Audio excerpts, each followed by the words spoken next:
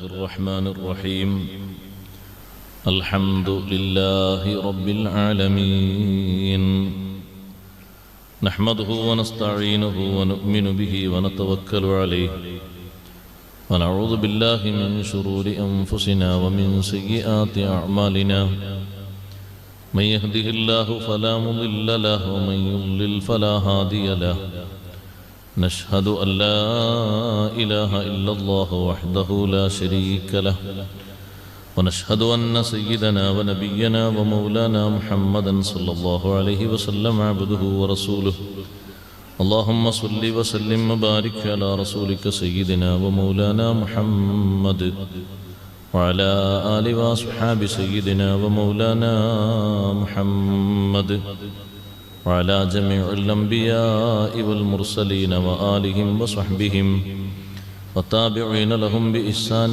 إلى يوم الدين أما بعد فأعوذ بالله من الشيطان الرجيم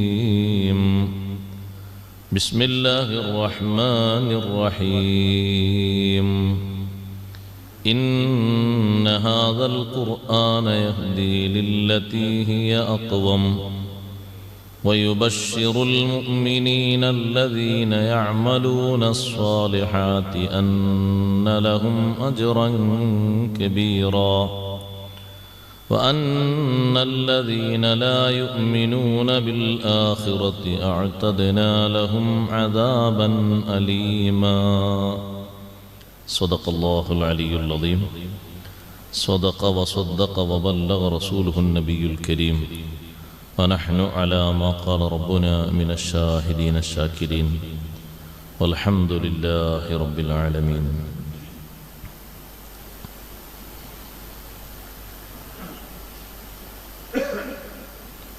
قال رسول الله صلى الله عليه وسلم إني تارك فيكم الثقلين لن تضلوا ما تمسكتم بهما كتاب الله وسنتي صدق شفيعنا رسول الله صلى الله عليه وسلم كلام قديم لا يمل سماعه تنزه عن قول وفعل ونيتي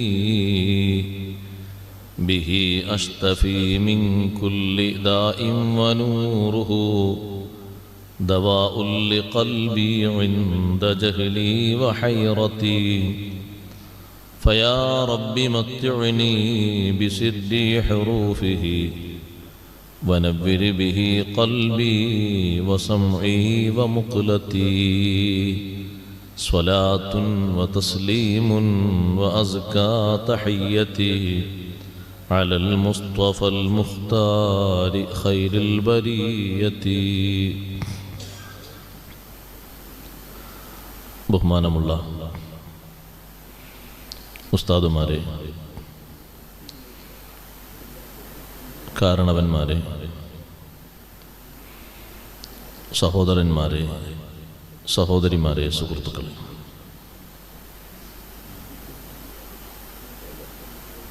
പരിശുദ്ധ ഖുർആനിലെ സൂറത്തുൽ ഇസ്രായിലെ 9-10 ആയത്തുകളാണ് നാം ഇന്ന് ചർച്ച ചെയ്യുന്നത്. വിശുദ്ധ ഖുർആനിനെ പറ്റി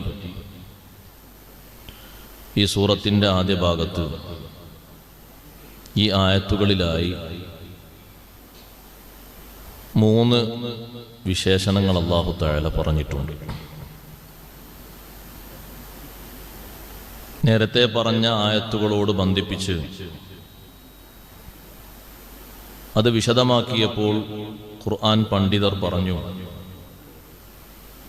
ഈ സൂറത്തിൻ്റെ തുടക്കം മുതൽ ഇതേവരെയുള്ള ചർച്ചകൾ പറഞ്ഞുകൊണ്ട്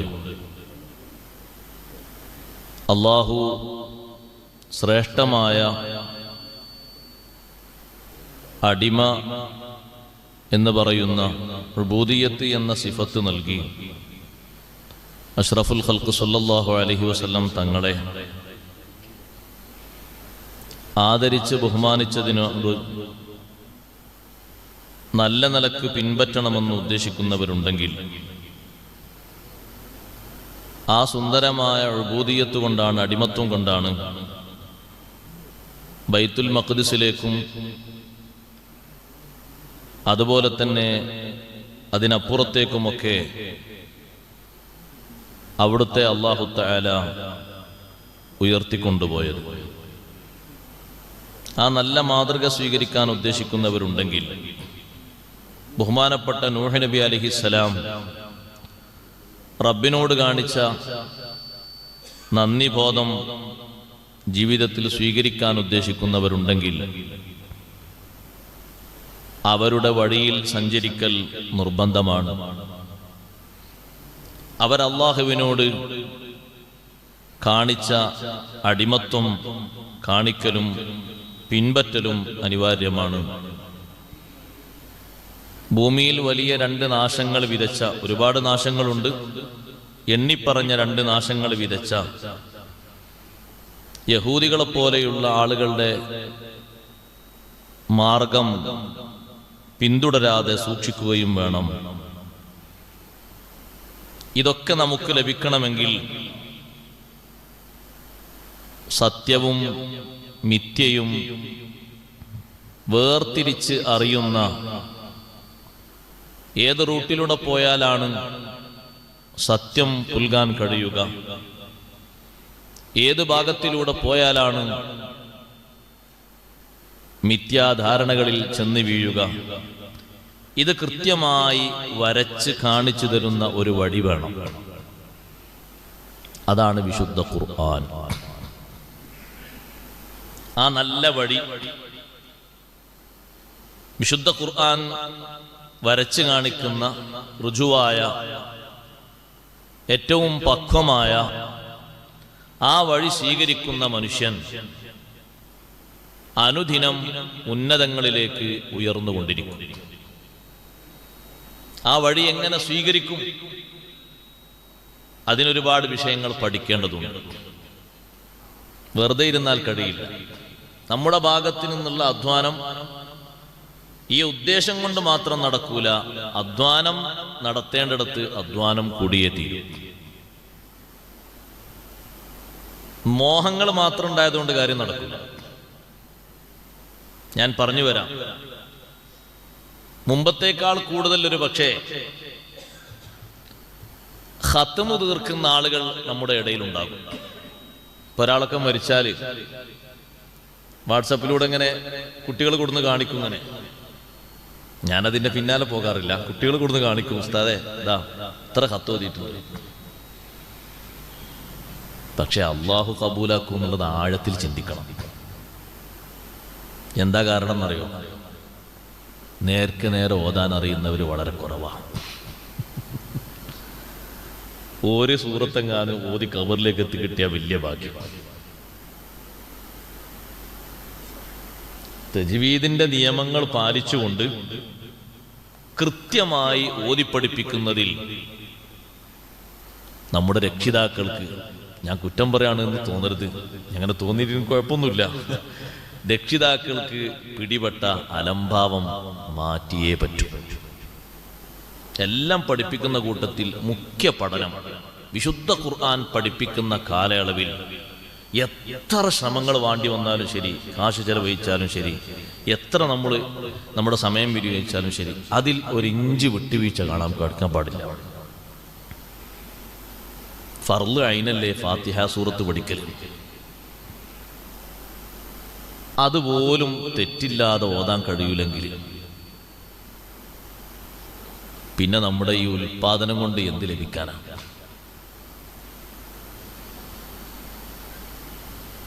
മാതാപിതാക്കൾക്ക് ബാധ്യതയാണ്, ഫർളാണ്. ഖുർആൻ പഠിപ്പിക്കൽ ഫർളാണ്. ഇനി അത് വേറെ മസല പറയേണ്ടതില്ല. നിസ്കാരം പഠിപ്പിക്കണം, മാതാപിതാക്കൾക്ക് ഫർളാണെന്ന് പറഞ്ഞിടത്ത് ഫതുൽ മീൻ പറഞ്ഞു നിസ്കാരം മാത്രം പഠിപ്പിച്ചാൽ പോരാ, നിസ്കാരത്തിന്റെ ആമുഖങ്ങളായിട്ടുള്ള ഔറത്ത് മറക്കൽ പഠിപ്പിക്കണം, ശുചീകരണം പഠിപ്പിക്കണം, വുളൂ പഠിപ്പിക്കണം, കുളി പഠിപ്പിക്കണം, ഖിബലക്ക് മുന്നിടൽ പഠിപ്പിക്കണം. കാരണം ആ ഷർത്തൊന്നുമില്ല, പിന്നെ ഈ നിസ്കാരം ഉണ്ടാവില്ലല്ലോ. അതേപോലെ തന്നെ ആ നിസ്കാരത്തിൽ മുഖ്യമായുള്ള വിഷയല്ലേ സൂറത്തുൽ ഫാത്തിഹ. അതും പഠിപ്പിക്കൽ നിർബന്ധമാണ്. എങ്ങനെ പഠിപ്പിക്കണം?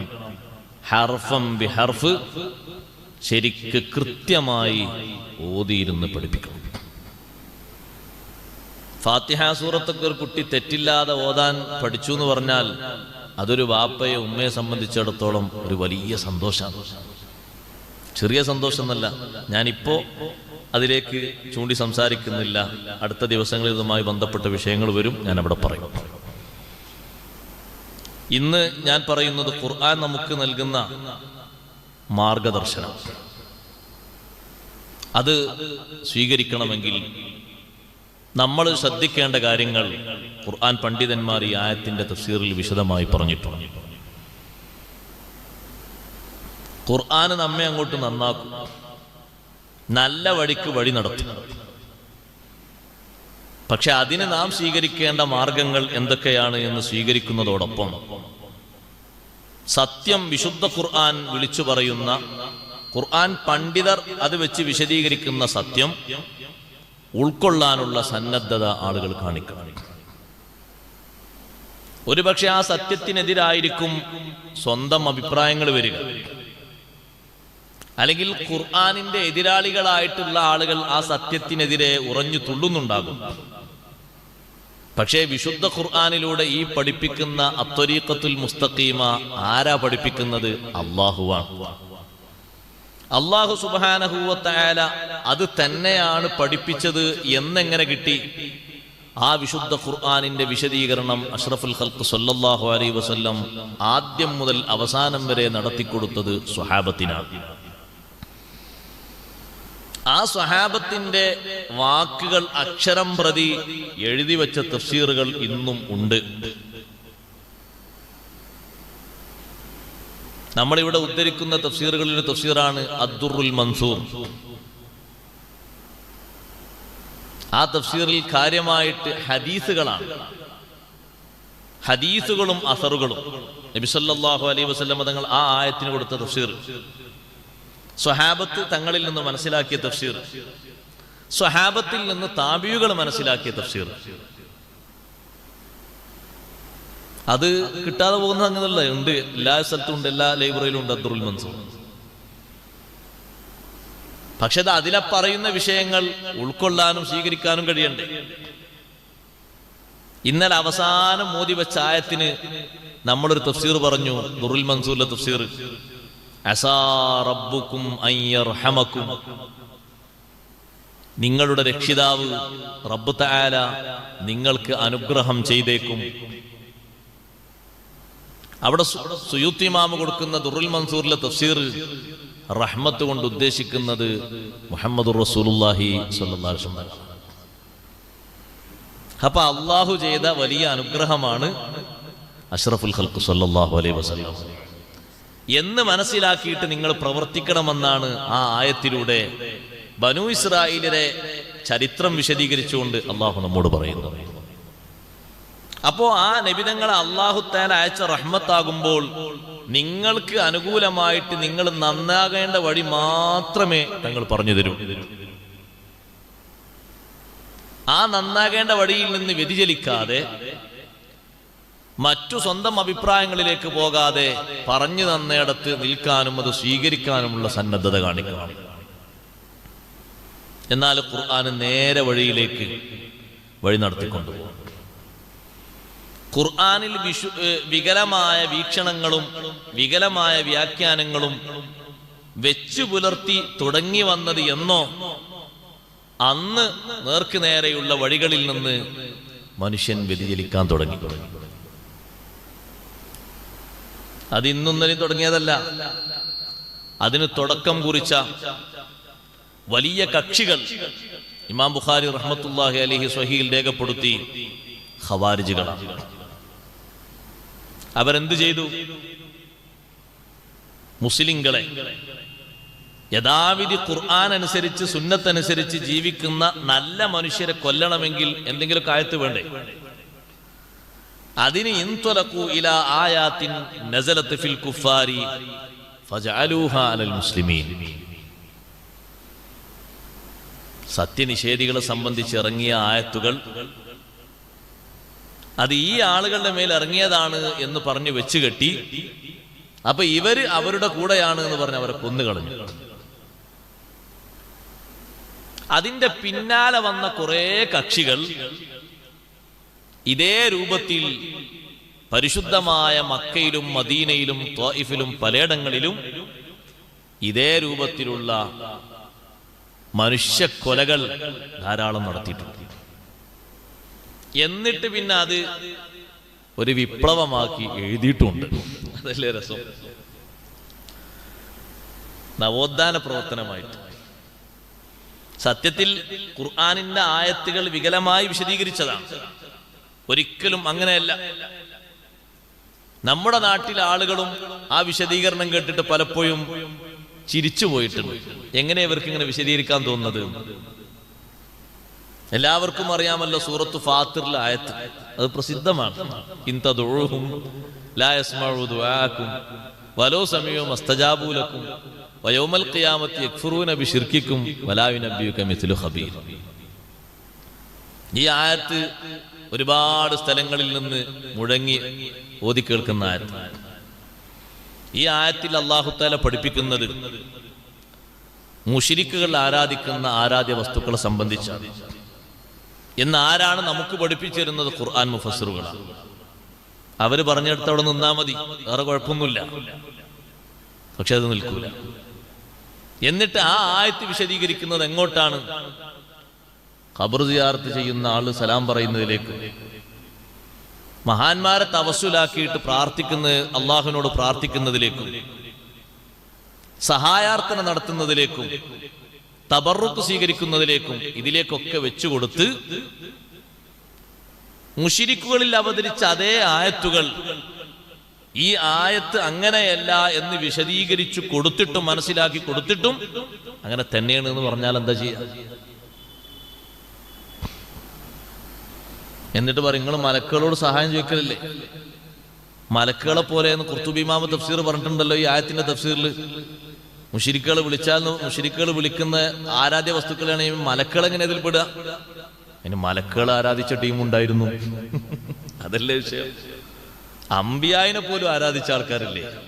അമ്പിയാകുന്നുണ്ട് ആ തഫ്സീറില്. വല്ല അമ്പിയായി, അമ്പിയാക്കളെ പോലെ. അതേതാണ്? ആരാധ്യരായി മാറിയിരുന്ന അമ്പിയാക്കളുണ്ട്. അമ്പിയാക്കൾ പറഞ്ഞിട്ടല്ല. ഈസാ നബി അലൈഹി ഇസ്ലാമിനെ ആരാധിച്ചില്ലേ? ഈസാ നബി അലൈഹി ഇസ്ലാം എന്നെ ആരാധിക്കണം എന്ന് പറഞ്ഞിട്ട് അല്ല. ഉസൈർ നബിയെ ആരാധിച്ചില്ലേ? അങ്ങനെയുള്ള ആളുകളെ സംബന്ധിച്ചാണ് ആ പറഞ്ഞത്. പക്ഷേ അത് എല്ലായിടത്തേക്കുമാണെന്ന് സ്വന്തം അഭിപ്രായം കൊണ്ട് വരുത്തി വെച്ച് വിശുദ്ധ ഖുർആനിന്റെ ആയത്തുകൾ വികലമായി വിശദീകരിച്ചു.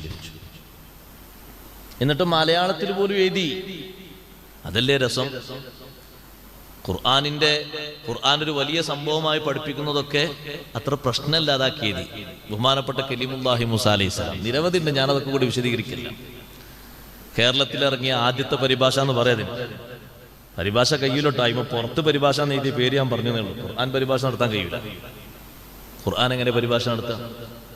ഒരു ഉദാഹരണം പറഞ്ഞാൽ ലൊറബ എന്നുള്ള വാക്കിന് 12 അർത്ഥം. വൈദാ ലൊറബത്തും ഫിൽ അർളി ഏതർത്ഥം വെക്കുക? മുഫസ്സിറുകൾ പറഞ്ഞൊന്നും വെക്കരുത്, കാരണം പരിഭാഷ അല്ലേ. ലൊറബക്ക് നമുക്കൊക്കെ കിട്ടുന്ന അർത്ഥം എന്താ? അടീന്നല്ലേ. അങ്ങനെ അവിടെ വെച്ചാൽ എങ്ങനെ ശരിയാക്കുക? വൈദാ ലൊറബത്തും ഖുർആന്റെ തഫ്സീർ എഴുതിയവർ പറഞ്ഞു വൈദാ സാഫർത്തും, നിങ്ങൾ യാത്ര പോയാൽ.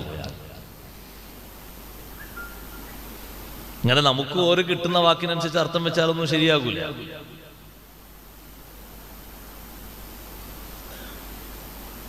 അങ്ങനെ അർത്ഥം വെച്ച് ഓരോരുത്തർക്കും തോന്നും പോലെ അർത്ഥം വെച്ചിട്ടുണ്ടെങ്കിൽ ഈ പറഞ്ഞ റൂട്ടിലേക്ക് എത്താനും കഴിയില്ല. എന്താ കൊടുത്തത് അർത്ഥം എന്നറിയോ? മൂസാ നബി അലൈഹിസ്സലാം ലക്ഷക്കണക്കിന് ആളുകളുമായിട്ട് ബഹർ വിട്ടുകടന്നു. വടികൊണ്ട് അടിക്കാൻ പറഞ്ഞു, അടിച്ചു. ഖുർആൻ തന്നെ ഉണ്ട്, ബഹർ, വടികൊണ്ട് കടലിലടിക്കൂ, സമുദ്രത്തിലടിക്കുക. അടിച്ചപ്പോ എന്തുണ്ടായി? ഫംഫലഖ, പിളർന്നു. പിളർന്നിട്ട് എങ്ങനെ പിളർന്നു?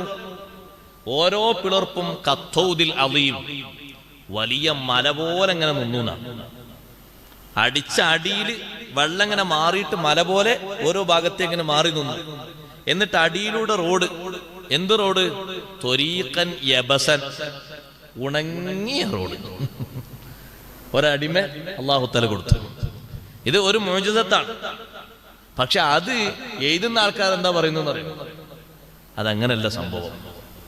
മൂസാ നബി അലൈഹി സ്വലാം ആ നാട്ടിലെ ആളായതുകൊണ്ട് ആ പുഴയും ആ ബഹറൊക്കെ പരിചയമുണ്ട്. അപ്പൊ ആ വടി കൊണ്ടൊന്നും ഇങ്ങനെ കുത്തി നോക്കി ആഴം കുറഞ്ഞ ഭാഗത്തുകൂടെ പതുക്കെ നടന്നു പോയതാണ്.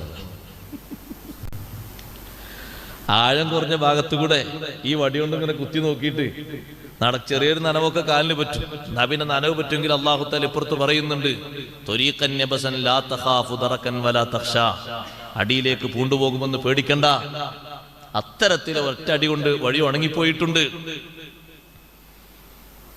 എവിടെയും കാണാത്ത ഒരു വിഷയം ആ ആയത്ത് അങ്ങനെ അങ്ങോട്ട് വളച്ചൊടിച്ചു. എന്താ കാരണം?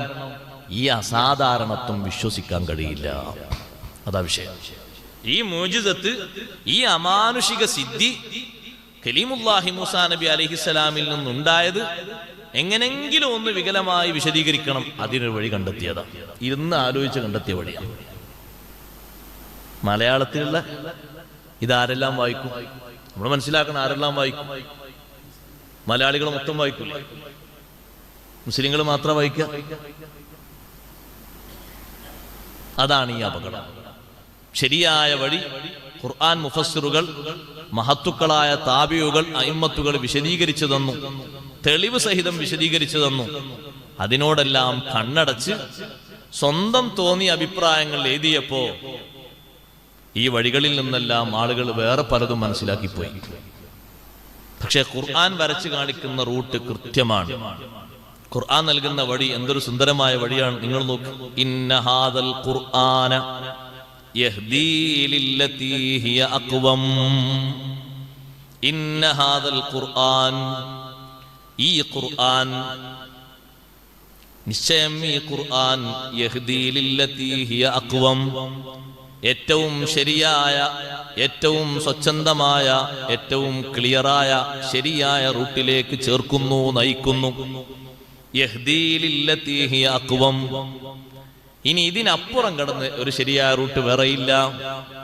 ഖുർആൻ പഠിപ്പിച്ചു തരുന്ന നിയമങ്ങളാണ്, തത്വങ്ങളാണ് ഏറ്റവും ശരിയായ റൂട്ട്, ഏറ്റവും നീതിപരമായത്. അത് ശരിയായില്ല, ആ അഭിപ്രായം ഖുർആൻ നടത്തിയത് ശരിയായില്ല എന്നൊരു മനുഷ്യൻ പറയരുത്. കാരണം ഈ ശരിയായ ഈ വഴി ഇത് സംവിധാനിച്ച് ജനങ്ങൾക്ക് ഖുർആനിലൂടെ പഠിപ്പിച്ചത് അല്ലാഹു തആലയാണ്. അപ്പൊ ഖുർആനിനെ എതിർക്കുമ്പോൾ അല്ലാഹു തആലയെ എതിർക്കലാണ് ഇവിടെ വരുന്നത്. യഹ്ദീ ലില്ലതീ ഹിയ അഖ്വം. ഖുർആൻ ചേർക്കുന്നു, നയിക്കുന്നു, മാർഗദർശനം നൽകുന്നു. ലില്ലതീ ഹിയ അഖ്വം, ഏറ്റവും ശരിയായ മാർഗം ഏതാണോ അതിലേക്ക്.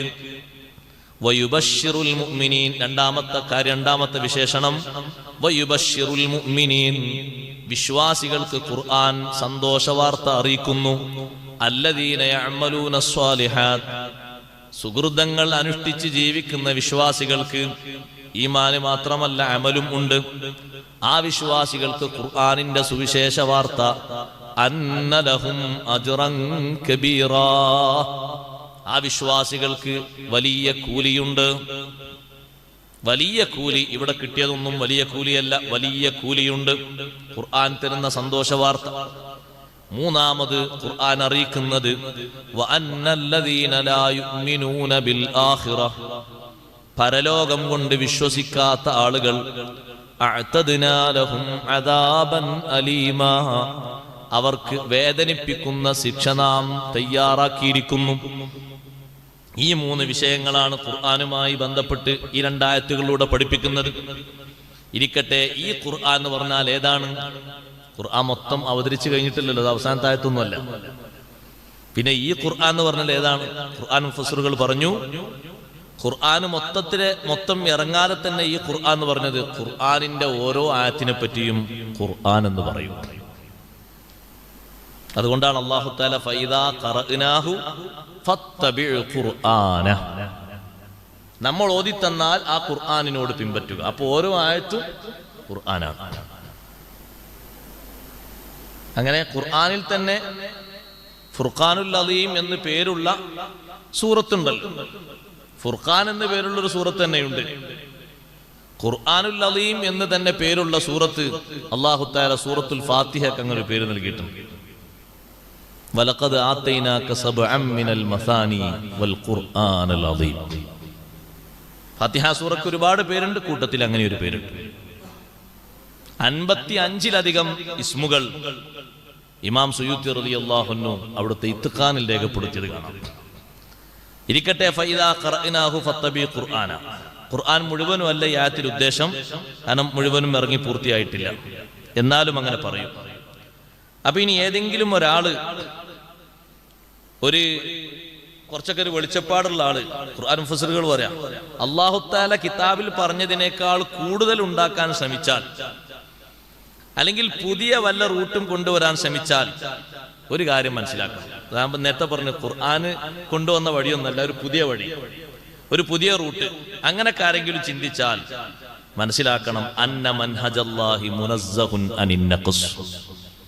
ആ നിർമ്മിച്ചു കൊണ്ടുവരുന്ന റൂട്ടുകളിലൊക്കെ കുറവുണ്ടാകും. അല്ലാഹു തആല സംവിധാനിച്ചു തന്ന റൂട്ടിൽ യാതൊരു കുറവുമില്ല. മുനസ്സഹുൻ അനിൻ നഖ്സ്, ഒരു കുറവും അതിൽ കാണാൻ കഴിയില്ല. അപ്പൊ നിന്റെ ഈ കൂടുതലായി കൊണ്ടുവരുന്ന കാര്യം ആവശ്യമില്ല. പിന്നെ നീ എന്താ ചെയ്യേണ്ടത്?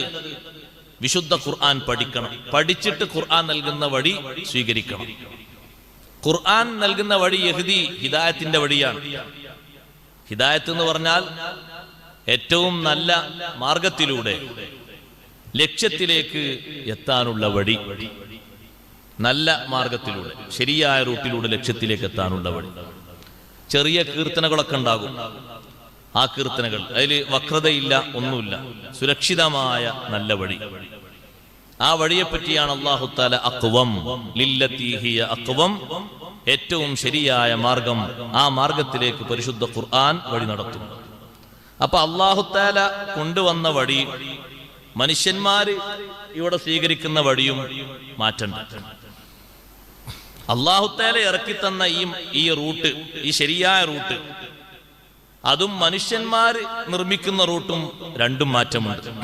നിങ്ങൾ നോക്ക്, അല്ലാഹു തആല ഇറക്കി തരുന്ന വഴി അത് മതിയായ കാവലും സുരക്ഷിതത്വവും തരും. പാടെ രോഗത്തെ തടയുന്നു, മാറ്റിക്കളയും. അതേ സമയത്ത് മറ്റുള്ളവർ സൃഷ്ടിക്കുന്ന മാർഗങ്ങളിലൂടെ ചികിത്സ ലഭിക്കും, ഒരുപക്ഷെ മാറിയെന്ന് വരില്ല. എന്നാൽ അല്ലാഹു തആല ഇവിടെ തരുന്നത് വിഖായത്താണ്, പൂർണ്ണമായ കാവലാണ്, മാറ്റമാണ്. രണ്ടും മാറ്റമുണ്ട്.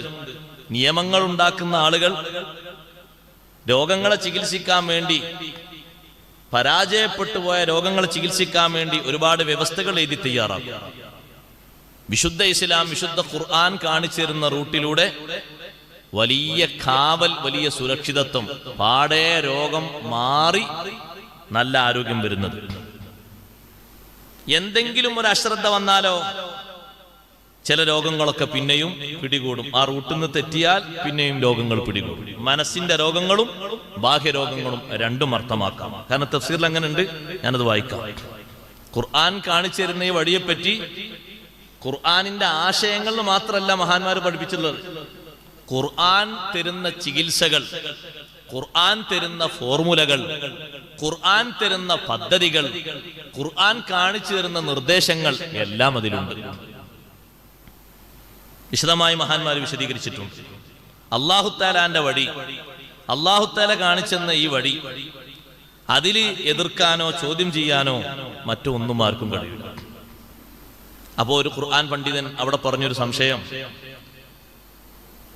അല്ലാഹു തആലാന്റെ വഴി ഏറ്റവും ഋജുവായ വഴിയാണല്ലോ എന്നല്ലേ നിങ്ങൾ പറയുന്നത്? അതെ. എന്നിട്ടെന്താണ് ഇവിടെ കൂടുതൽ നിങ്ങളല്ലല്ലോ ഉള്ളത്? ആശയത്തിലും കൂടുതൽ നിങ്ങളല്ലല്ലോ ഉള്ളത്. ഇവിടെ ജനപ്പെരുപ്പം നോക്കുകയാണെങ്കിൽ ഖുർആൻ സ്വീകരിക്കാത്ത ആളുകളല്ലേ കൂടുതലുള്ളത്. അല്ലാഹു തആല ഖുർആനിലൂടെ പറഞ്ഞു, ഹുവല്ലദീ അർസല റസൂലഹു ബിൽ ഹുദാ വദീനിൽ ഹഖ് ലിയുദ്ഹിറഹു അലദ്ദീനി കുല്ലിഹി വലൗ കരിഹൽ മുശ്രികൂൻ. വേറൊരു ആയത്തിൽ അല്ലാഹു തആല പറഞ്ഞു, വഅല്ലാഹു ഇല്ലാ യുതിമ്മ നൂറഹു വലൗ കരിഹൽ കാഫിറൂൻ. അപ്പൊ അല്ലാഹു തആലാന്റെ വിശുദ്ധ ദീനിന്റെ നിയമങ്ങൾ എല്ലാറ്റിനേക്കാളും മുകളിൽ മികവുറ്റതായി കാണാൻ വേണ്ടി അല്ലാഹു തആല ഹിദായത്തുമായി, നേർവഴിയുമായി റസൂലിനെ അയച്ചു. ഹുവല്ലദീ അർസല റസൂലഹു ബിൽ ഹുദാ വദീനിൽ ഹഖ്. അള്ളാഹു അവന്റെ റസൂലിനെ അയച്ചു, നേർവഴിയും സത്യപാന്താവുമായിട്ട് അയച്ചു. എന്തിന്? ലിയുദ്ഹിറഹു അലദ്ദീനി കുല്ലിഹി, എല്ലാ ആശയങ്ങളെക്കാളും ഇതിന് മികച്ചു നിൽക്കണം. അപ്പൊ ഒരാളെ സംശയം, മികച്ചു നിൽക്കുന്നതാണ് എന്നാ പിന്നെ അംഗങ്ങൾ കൂടുതൽ വേണ്ട ഇതിലല്ലേ? ലോകതലത്തിൽ തന്നെ നോക്കുമ്പോൾ കൂടുതലല്ലല്ലോ. അതിന് മറുപടി കൊടുത്തത്, മഹാന്മാർ മറുപടി കൊടുത്തത് ചോദ്യത്തിൽ തന്നെ ഉത്തരമുണ്ട്. ആ ഓതിയ ആയത്തിൽ തന്നെ അതിന് മറുപടിയുണ്ട്. അതെന്താ? വലൗ കരിഹൽ കാഫിറൂൻ വലൗ കരിഹൽ മുശ്രിക്കൂൻ, അതിന്റെ അവസാനം ഉണ്ടല്ലോ. മുശ്രിക്കുകൾ കാഫിറുകൾ വെറുത്താലും മികച്ചു നിൽക്കുന്നത് ഇസ്ലാമാണ്. അത് അംഗത്വത്തിന്റെ വർധനവ് കൊണ്ടല്ല, പിന്നെ ഇസ്ലാമിന്റെ ലക്ഷ്യത്തിന്റെ നിയമങ്ങളുടെ വ്യക്തത, അതിന്റെ വിശുദ്ധി, ചോദ്യം ചെയ്യാൻ കഴിയാതെ നിഷേധിക്കാൻ കഴിയാത്ത രൂപത്തിലുള്ള അതിന്റെ ഭംഗി, അതാണ് അതുകൊണ്ട് ഉദ്ദേശിക്കുന്നത്. എന്നിട്ട് ഉദാഹരണമായി പറഞ്ഞു, പിന്നെ ഉദാഹരണം പറഞ്ഞു ത്വലാഖിന്റെ വ്യവസ്ഥ അല്ലേ? ഒരുപാട് ചർച്ചകൾക്കും മറ്റും ജനങ്ങൾക്കിടയിൽ പഴയ കാലത്ത് ഉണ്ടായിരുന്ന ഒരു വിഷയമാണ് വിവാഹമോചനത്തിന്റെ വിഷയം. ആളുകൾ ഒരുപാട് വ്യവസ്ഥകളൊക്കെ കെട്ടിക്കൂട്ടി ഉണ്ടാക്കി. പക്ഷേ നേരത്തെ വിശുദ്ധ ഖുർആൻ വരുന്നതിന്റെ മുമ്പ് ഒരുപാട് കാര്യങ്ങൾ അങ്ങനെ ചെയ്താൽ പിരിഞ്ഞു നോക്കുക, ഇങ്ങനെ പറഞ്ഞാൽ ഇനി തീരെ ടച്ച് ചെയ്യാൻ പാടില്ല നോക്കുക. ജാഹിലിയ കാലത്ത് അങ്ങനെ ഓരോ വിഷയങ്ങളുണ്ടായിരുന്നു. അങ്ങനെ ചെയ്താൽ ഇനി അതിന് മാർഗമില്ല, ഒരു രക്ഷയില്ല. അതിൽപ്പെട്ട പഴയ കാലത്തുണ്ടായിരുന്ന ഒരു വിഷയത്തിന് വിശുദ്ധ ഇസ്ലാം പ്രതിവിധി കൊടുത്തു. അതിൽപ്പെട്ട ഒന്നാണ് ലിഹാർ. ലിഹാർ എന്ന് പറഞ്ഞാൽ ഭർത്താവ് ഭാര്യയോട് പറയാണ്, അന്തി കലഹരി ഉമ്മി അന്തി ആലയ്യ കലഹരി ഉമ്മി. ഒരു ഉദാഹരണം വേറെ വാക്കുകളുണ്ട്. നീ എനിക്ക് എൻ്റെ ഉമ്മാന്റെ മുതുകു പോലെയാണ് എന്ന് പറഞ്ഞാൽ, ഉമ്മ എനിക്ക് മഹറമാണ്, ഉമ്മാവുമായി എനിക്ക് ശാരീരിക ബന്ധം പുലർത്താനൊന്നും പറ്റൂല എന്നതുപോലെ നീയും എനിക്ക് മഹറമായി മാറി എന്ന് ധ്വനിപ്പിക്കുന്ന വാക്ക്. ഇനി സഹോദരിയോ മറ്റൊക്കെ പറയും. അങ്ങനെ പറയുമ്പോ പഴയ കാലത്തെ അവസ്ഥ എന്താ? പിരിഞ്ഞു, വേർപിരിഞ്ഞു, ഇനി ഒരു ടച്ചും പാടില്ല. ഇങ്ങനെ പറഞ്ഞു ഒരു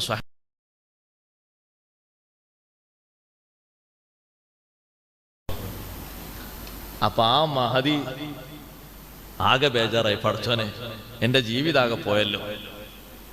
നിങ്ങൾ എന്തുദ്ദേശിച്ചാണിത് പറഞ്ഞത്?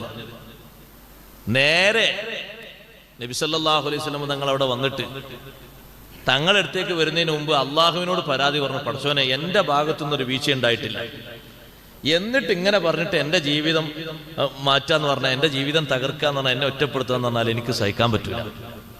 നല്ലോണം അങ്ങോട്ട് വരുന്നു. കാരണം അന്നത്തെ അവസ്ഥ എന്താ? അന്നത്തെ ജനങ്ങൾ കെട്ടിക്കൂട്ടിണ്ടാക്കിയ ആശയം എന്താ? അത് പറയലോടുകൂടെ കഴിഞ്ഞു എന്നാ, ഇനി ടച്ച് പാടില്ല.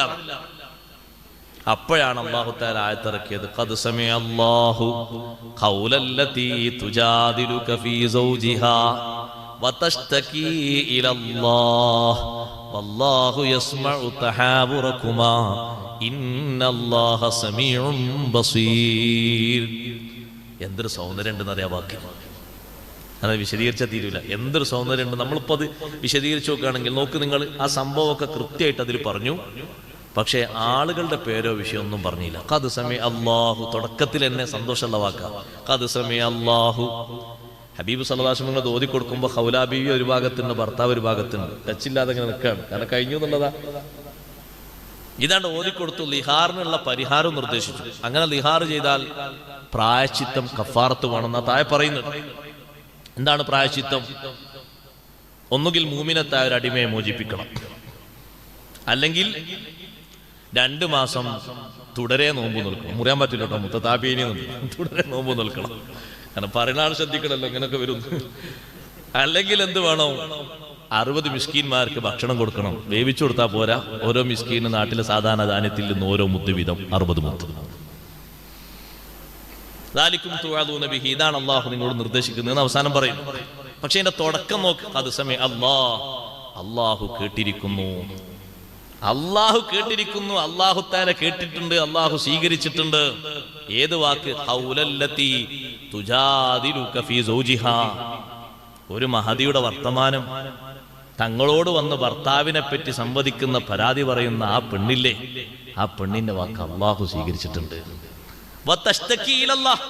അള്ളാഹുവിലേക്കാണ് ശിക്കായത്ത് പറയുന്നത്, പരാതി പറയുന്നത്. പടച്ചോൻ, എന്റെ ഭാഗത്തു നിന്നൊരു വീഴ്ചയില്ലാതെ എന്റെ ബന്ധങ്ങനെ വേർപ്പിച്ചാലും ഞാൻ സമ്മതിക്കൂല, നീ അതിന് പരിഹാരം തരണം.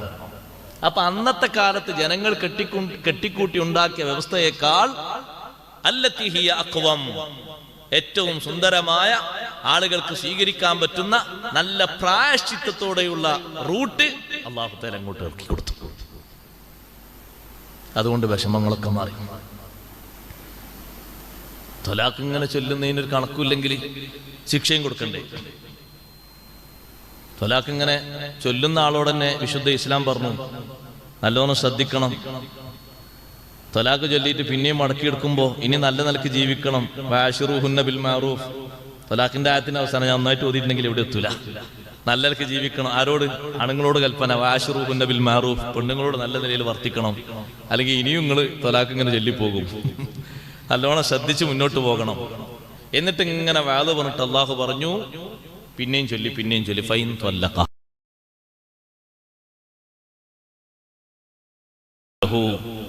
മിൻ ബഅദു ഹത്താ തൻകിഹ സൗജൻ ഗൈറഹ, വേറൊരു ഭർത്താവിന് ഈ പെണ്ണ് വിവാഹിതയായി ആ ഭർത്താവുമായി ശാരീരിക ബന്ധം പുലർത്തി ആ ഭർത്താവ് സ്വമേധയാ ത്വലാഖ് ചൊല്ലി ആ ത്വലാഖിന്റെ ഇദ്ദയും കഴിഞ്ഞ് ഇനി ഒരു പുതിയ മഹറും കൊടുത്ത് നിക്കാഹ് ചെയ്യാം. കാരണം ആ ചൊല്ലിയ ആള് വെറുതെ അങ്ങോട്ടൊരു വാക്ക് പറഞ്ഞിട്ട് അങ്ങോട്ട് വിടാനൊന്നും പറ്റൂല. കാരണം ഇത് അങ്ങനെയുള്ളൊരു ബന്ധമാണ്. അതങ്ങനെ പെട്ടെന്നാണ് മുറിച്ചാൽ അതിനനുസരിച്ചുള്ള ശിക്ഷയും വേണം. ഈ ഒരു വ്യവസ്ഥ, ത്വലാഖിന്റെ വ്യവസ്ഥ വായിച്ചു നോക്കിയാൽ ഒരൊറ്റ ബുദ്ധിയുള്ള മനുഷ്യനും നിരൂപണം നടത്തിയിട്ട് അതിലൊരു അവ്യക്തതയുണ്ട് എന്ന് പറയാൻ കഴിയൂല. പരിശുദ്ധ ഇസ്ലാമിന്റെ വ്യവസ്ഥ അല്ലത്തി ഹിയ അഖ്വം, അതേറ്റവും ശരിയാണ്. അതിനപ്പുറം ഒരു ശരി ആർക്കും പറയാൻ കഴിയില്ല. ഖുർആനിൽ ചൂണ്ടിക്കാണിക്കുന്ന അവസ്ഥ ഇതേപോലെ തന്നെയാണ്. വലിയൊരു പ്രശ്നമായിട്ടുണ്ടായിരുന്ന വിഷയമായിരുന്നു സ്ത്രീകളുടെ അനന്തരാവകാശ നിയമം. ജാഹിലിയ കാലഘട്ടത്തിൽ സ്ത്രീകൾക്ക് ഒരു കൂട്ടം ആളുകൾ അനന്തരാവകാശം തന്നെ അല്ല എന്നാ പറഞ്ഞത്.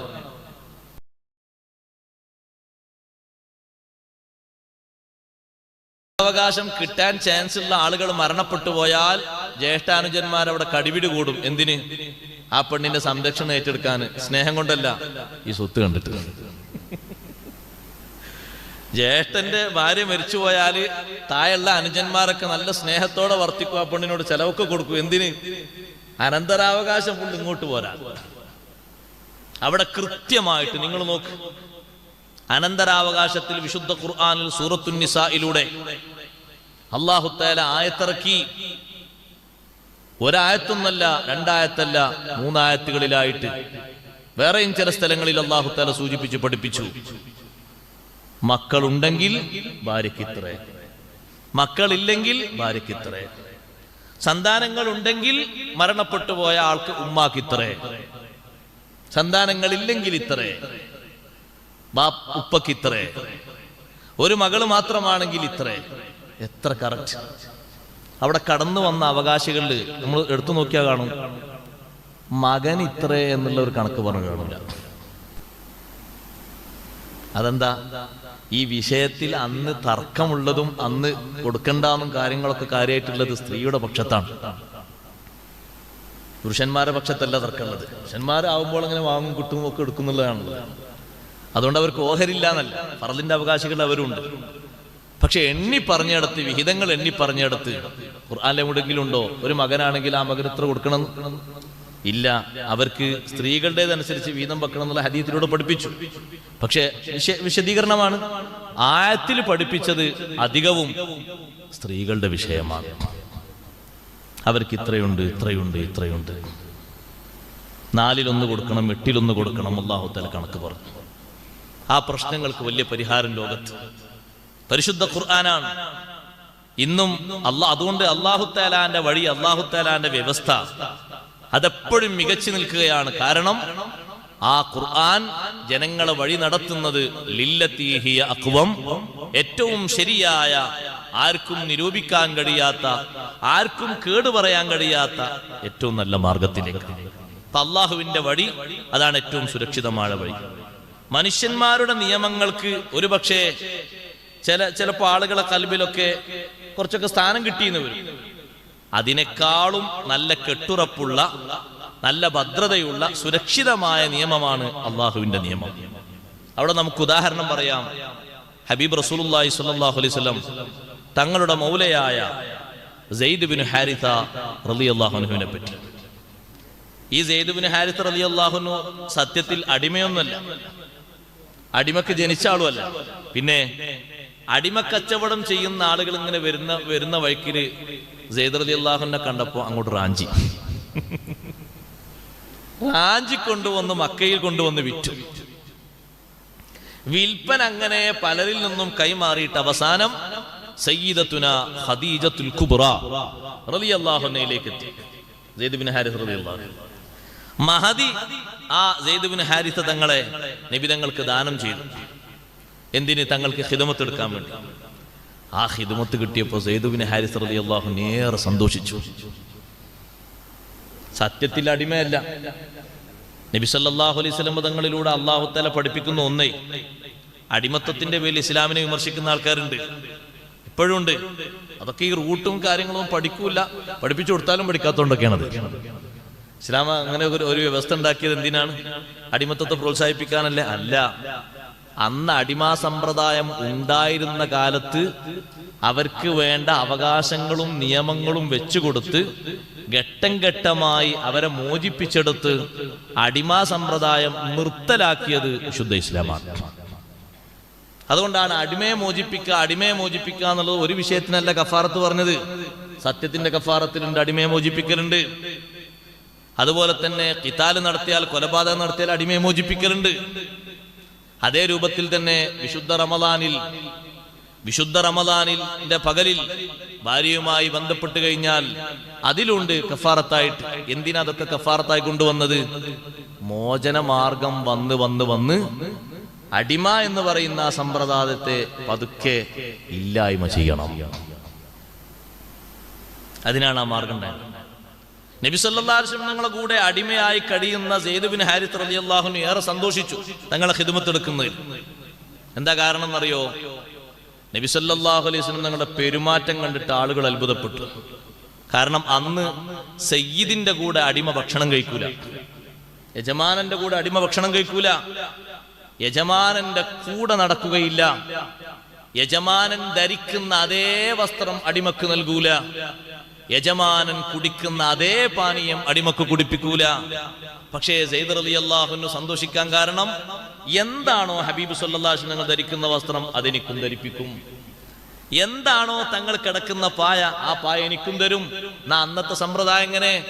വെറും ആ മണലിൽ വിരിപ്പാക്കിയിട്ടായിരിക്കും അടിമകൾ കിടക്കുന്നത്. യജമാനന്മാരോ നല്ല മെത്തയിലായിരിക്കും, നല്ല കട്ടിലുള്ള മെത്തയില്. ഒരിക്കലും ആ കട്ടിൽ ഒരു മിനിറ്റ് പോലും ഇരിക്കാൻ ഈ അടിമക്ക് പറ്റില്ല. ഒരുമിച്ചിരുന്ന് നബി സല്ലല്ലാഹു അലൈഹി വസല്ലം തങ്ങളും സെയ്ദ് ബിൻ ഹാരിഥ റളിയല്ലാഹു അൻഹു ഭക്ഷണം കഴിക്കുമ്പോൾ പലരും ഇങ്ങനെ നോക്കും, സയ്യിദ് യജമാനൻ അടിമന്റെ കൂടെ ഭക്ഷണം കഴിക്കും. തിരുത്താനാ നബി സല്ലല്ലാഹു അലൈഹി വസല്ലം തങ്ങൾക്ക് ഇങ്ങനെ ഒരു വഴി അല്ലാഹു തആല കൊടുത്തു. അങ്ങനെ മാതാപിതാക്കൾ അറിഞ്ഞു, അന്വേഷിച്ച് സെയ്ദ് ബിൻ ഹാരിഥ റളിയല്ലാഹു അൻഹു മക്കത്തുണ്ട്. കാരണം ഇതൊരു അടിമയല്ല, ഞാൻ പറഞ്ഞില്ലേ, അടിമയല്ല, അടിമക്കച്ചവടം ചെയ്യുന്നവർ റാഞ്ചി കൊണ്ടുവന്ന് അടിമയാക്കി വിറ്റതാ. ആ വിഷയമൊന്നും ഇപ്പൊ ഇന്നത്തെ സൗകര്യം അല്ലെങ്കിൽ ഒന്ന് പോയി ചോദിക്കാനൊന്നുമില്ലല്ലോ. വിൽപ്പന ചന്തയിൽ കിട്ടുന്നവരൊക്കെ അടിമയായിട്ട് എങ്ങനെ വാങ്ങും? അടുത്ത ആള് വരുമ്പോ അങ്ങോട്ട് വിൽക്കും, അത്ര തന്നെ. അവര് കുടുംബക്കാരന്വേഷിച്ച് ബാപ്പയും മറ്റൊക്കെ മക്കയിൽ വന്നു കൊണ്ടുപോകാൻ വേണ്ടി. ഇപ്പൊ നബി സല്ലല്ലാഹു അലൈഹി വസല്ലം കൂടെയാണ് സെയ്ദ് ബിൻ ഹാരിഥ റളിയല്ലാഹു അൻഹു ഉള്ളത്. മഹാനവർകൾ പറഞ്ഞു, ഞാൻ പോകുന്നില്ല, ഞാൻ വരുന്നില്ല, ഞാൻ ഇവിടെ ജീവിക്കാനാണ് താല്പര്യപ്പെടുന്നത്. എന്തേ കാരണം? സെയ്ദ് റളിയല്ലാഹു അൻഹു അടിമയായിട്ടല്ലേ മക്കത്തെ ജനങ്ങളെ മനസ്സിലുള്ളത്. ഈ രൂപത്തിലൊരു ജീവിതം എനിക്ക് ഇവിടുന്ന് പോയാൽ കിട്ടൂല. ഈ രൂപത്തിലൊരു സ്നേഹം എനിക്ക് ഇവിടുന്ന് പോയാൽ നഷ്ടപ്പെടും. നബി സല്ലല്ലാഹു അലൈഹി വസല്ലം തങ്ങൾ പറഞ്ഞു, ഫമാ കുന്തു ലഅഖ്താറു അലാ മൻ ഇഖ്താറനി ശൈആ. എന്നെ ഒരു കാര്യത്തിന് തെരഞ്ഞെടുത്ത ആളെക്കാൾ മറ്റൊരു തെരഞ്ഞെടുപ്പ് എനിക്കില്ല. ബാപ്പയോടും ബന്ധുക്കളോടും പറഞ്ഞു, നിങ്ങൾ പേടിക്കണ്ട, എപ്പോൾ ആവശ്യം വന്നാലും ഇങ്ങോട്ട് വരണം, അല്ലെങ്കിൽ ആളെ പറഞ്ഞേക്കണം, ആളിവിടെ ഉണ്ടാകും, ഞാൻ പറഞ്ഞേക്കും, ഇപ്പോൾ തൽക്കാലം കൊണ്ടുപോകണ്ട. സെയ്ദ് ബിൻ ഹാരിസ് റളിയല്ലാഹു അൻഹുവിന് തങ്ങളുടെ സ്നേഹവും വാത്സല്യവും ആ ജീവിതത്തിന്റെ സന്തോഷവും ഒരിക്കൽ പോലും, മഹാനവറുകൾ പറയും, ഒരിക്കൽ പോലും കഴിയാത്ത ഒരു കാര്യം എന്നോട് പറഞ്ഞിട്ടില്ല. അന്നങ്ങനല്ല. അന്നത്തെ അടിമകളോടൊക്കെ ലോഡ് കണക്കിന് ഏറ്റിക്കൊണ്ടുവരാൻ പറയും. എന്നിട്ട് അടിമകൾ എന്താ ചെയ്യാന്നറിയോ? ഒരാളെ തോളിൽ ഏറ്റുന്നതിനൊരു പരിധിയില്ലേ. ഏറ്റിക്കൊണ്ടുവന്നിട്ടില്ലെങ്കിൽ അടി കിട്ടും, ചാട്ടവാറ് കൊണ്ട് അടി. അപ്പൊ ഏറ്റിട്ട് കുറച്ച് നടന്ന് പിന്നെ താഴെ വെക്കും, പിന്നെയും എടുത്ത് ഏറ്റു, പിന്നെയും താഴെ വെക്കും. ഇങ്ങനെ വെച്ച് വെച്ച് വെച്ച് വെച്ച് കിൻഡൽ ചാക്കൊക്കെ കൊണ്ടുപോകും. അവിടെ എത്തിക്കഴിഞ്ഞാൽ സുഭിക്ഷമായ ഭക്ഷണം ഇങ്ങനെ യജമാനൻ കഴിക്കുന്നുണ്ടാകും. നിനക്ക് വേണോന്ന് ചോദിക്കൂല, കാരണം അവന് ഭക്ഷണം വീടിന് പുറത്താണ്. അത് ഇത്ര കേമമായിട്ടോ കെങ്കേമമായിട്ടോ ഉണ്ടാകൂല. മഹാനവറുകൾ പറഞ്ഞു, എന്തെങ്കിലും ഒന്ന് എന്നോട് കൽപ്പിച്ചാൽ എന്റെ കൂടെ വന്ന് എന്നെ സഹായിക്കും. അഷ്റഫുൽ ഖൽഖ് സല്ലല്ലാഹു അലൈഹി വസല്ലം. അതുകൊണ്ട് ഈ കൈ വിട്ടുപോകാൻ, ഇവിടുന്ന് അങ്ങോട്ട് പോകാൻ ഞാൻ ഉദ്ദേശിക്കുന്നില്ല. ഈ സുദൃഢമായ ബന്ധം കാരണം കുടുംബത്തെക്കാൾ അപ്പുറം ഹബീബ് സല്ലല്ലാഹു അലൈഹി വസല്ലം തങ്ങളെ തെരഞ്ഞെടുക്കാനാണ് സെയ്ദ് ബിൻ ഹാരിസ് റളിയല്ലാഹു അൻഹു തീരുമാനിച്ചത്. തങ്ങളോടുകൂടെ ശിഷ്ടകാലം അവിടെ കഴിക്കാനാണ് ഇഷ്ടപ്പെട്ടത്. അപ്പൊ ഇതിനൊരു പ്രത്യുപകാരമായിട്ട് നബി സല്ലല്ലാഹു അലൈഹി വസല്ലം തങ്ങൾ പറഞ്ഞു, അന്ന് അങ്ങനെ പോറ്റുപുത്രന്മാരെ വെച്ച് വളർത്തുന്നതിന് കുഴപ്പമൊന്നുമില്ല, അങ്ങനത്തെ ഒരു കാലമാണ്. ഒരുപാട് ആളുകൾക്കുണ്ട്. ലാ തഖൂലു സെയ്ദ് ബിൻ ഹാരിസ ഖൂലു സെയ്ദ് ബിൻ മുഹമ്മദ്. നിങ്ങൾ പറയണം സെയ്ദ് ബിൻ ഹാരിസ എന്ന് പറയണ്ട, ഇതെന്റെ കൂടെ എന്റെ മോനെ പോലെ ഞാൻ വളർത്തുന്ന ആളാണ് സെയ്ദ് ബിൻ മുഹമ്മദ് എന്ന് പറഞ്ഞു. കാരണം അന്നത്തെ കാലത്തെ അവസ്ഥയിൽ പുത്രന്മാരെ വളർത്തുപുത്രന്മാരെ സ്വീകരിക്കുന്നത് വ്യാപകമായിരുന്നു. പിന്നീട് അള്ളാഹുവിന്റെ നിയമം ഈ വളർത്ത് സമ്പ്രദായം ഒന്ന് നിഷിദ്ധമാക്കിയിട്ട് യഥാർത്ഥത്തിൽ മക്കളെ അവരുടെ പിതാക്കന്മാരല്ലാത്തവരിലേക്ക് ചേർക്കുന്ന വിഷയം നിർത്തലാക്കിയിട്ട് നേരെ പിതാക്കളിലേക്ക് തന്നെ ചേർക്കണമെന്നുള്ള തീരുമാനം അള്ളാഹു ഉദ്ദേശിച്ചപ്പോ അള്ളാഹു ആയത്തിറക്കി, ഉദ്ഉഹും ലിആബാഇഹിം ഹുവ അഖ്സതു ഇൻദല്ലാഹ്. നിങ്ങൾ പോറ്റി വളർത്തുന്ന പോറ്റുപുത്രന്മാരെ അവരുടെ യഥാർത്ഥ പിതാക്കളിലേക്ക് ചേർത്തി വിളിക്കണം. ഹുവ അഖ്സതു ഇൻദല്ലാഹ്. അത് അള്ളാഹുവിന്റെ അടുക്കൽ ഏറ്റവും വലിയ നീതിയാണ്. അഖ്സതു ഇൻദല്ലാഹ്. ആളുകൾ കണ്ട നീതി ഒന്നുണ്ട്. അതെന്താ?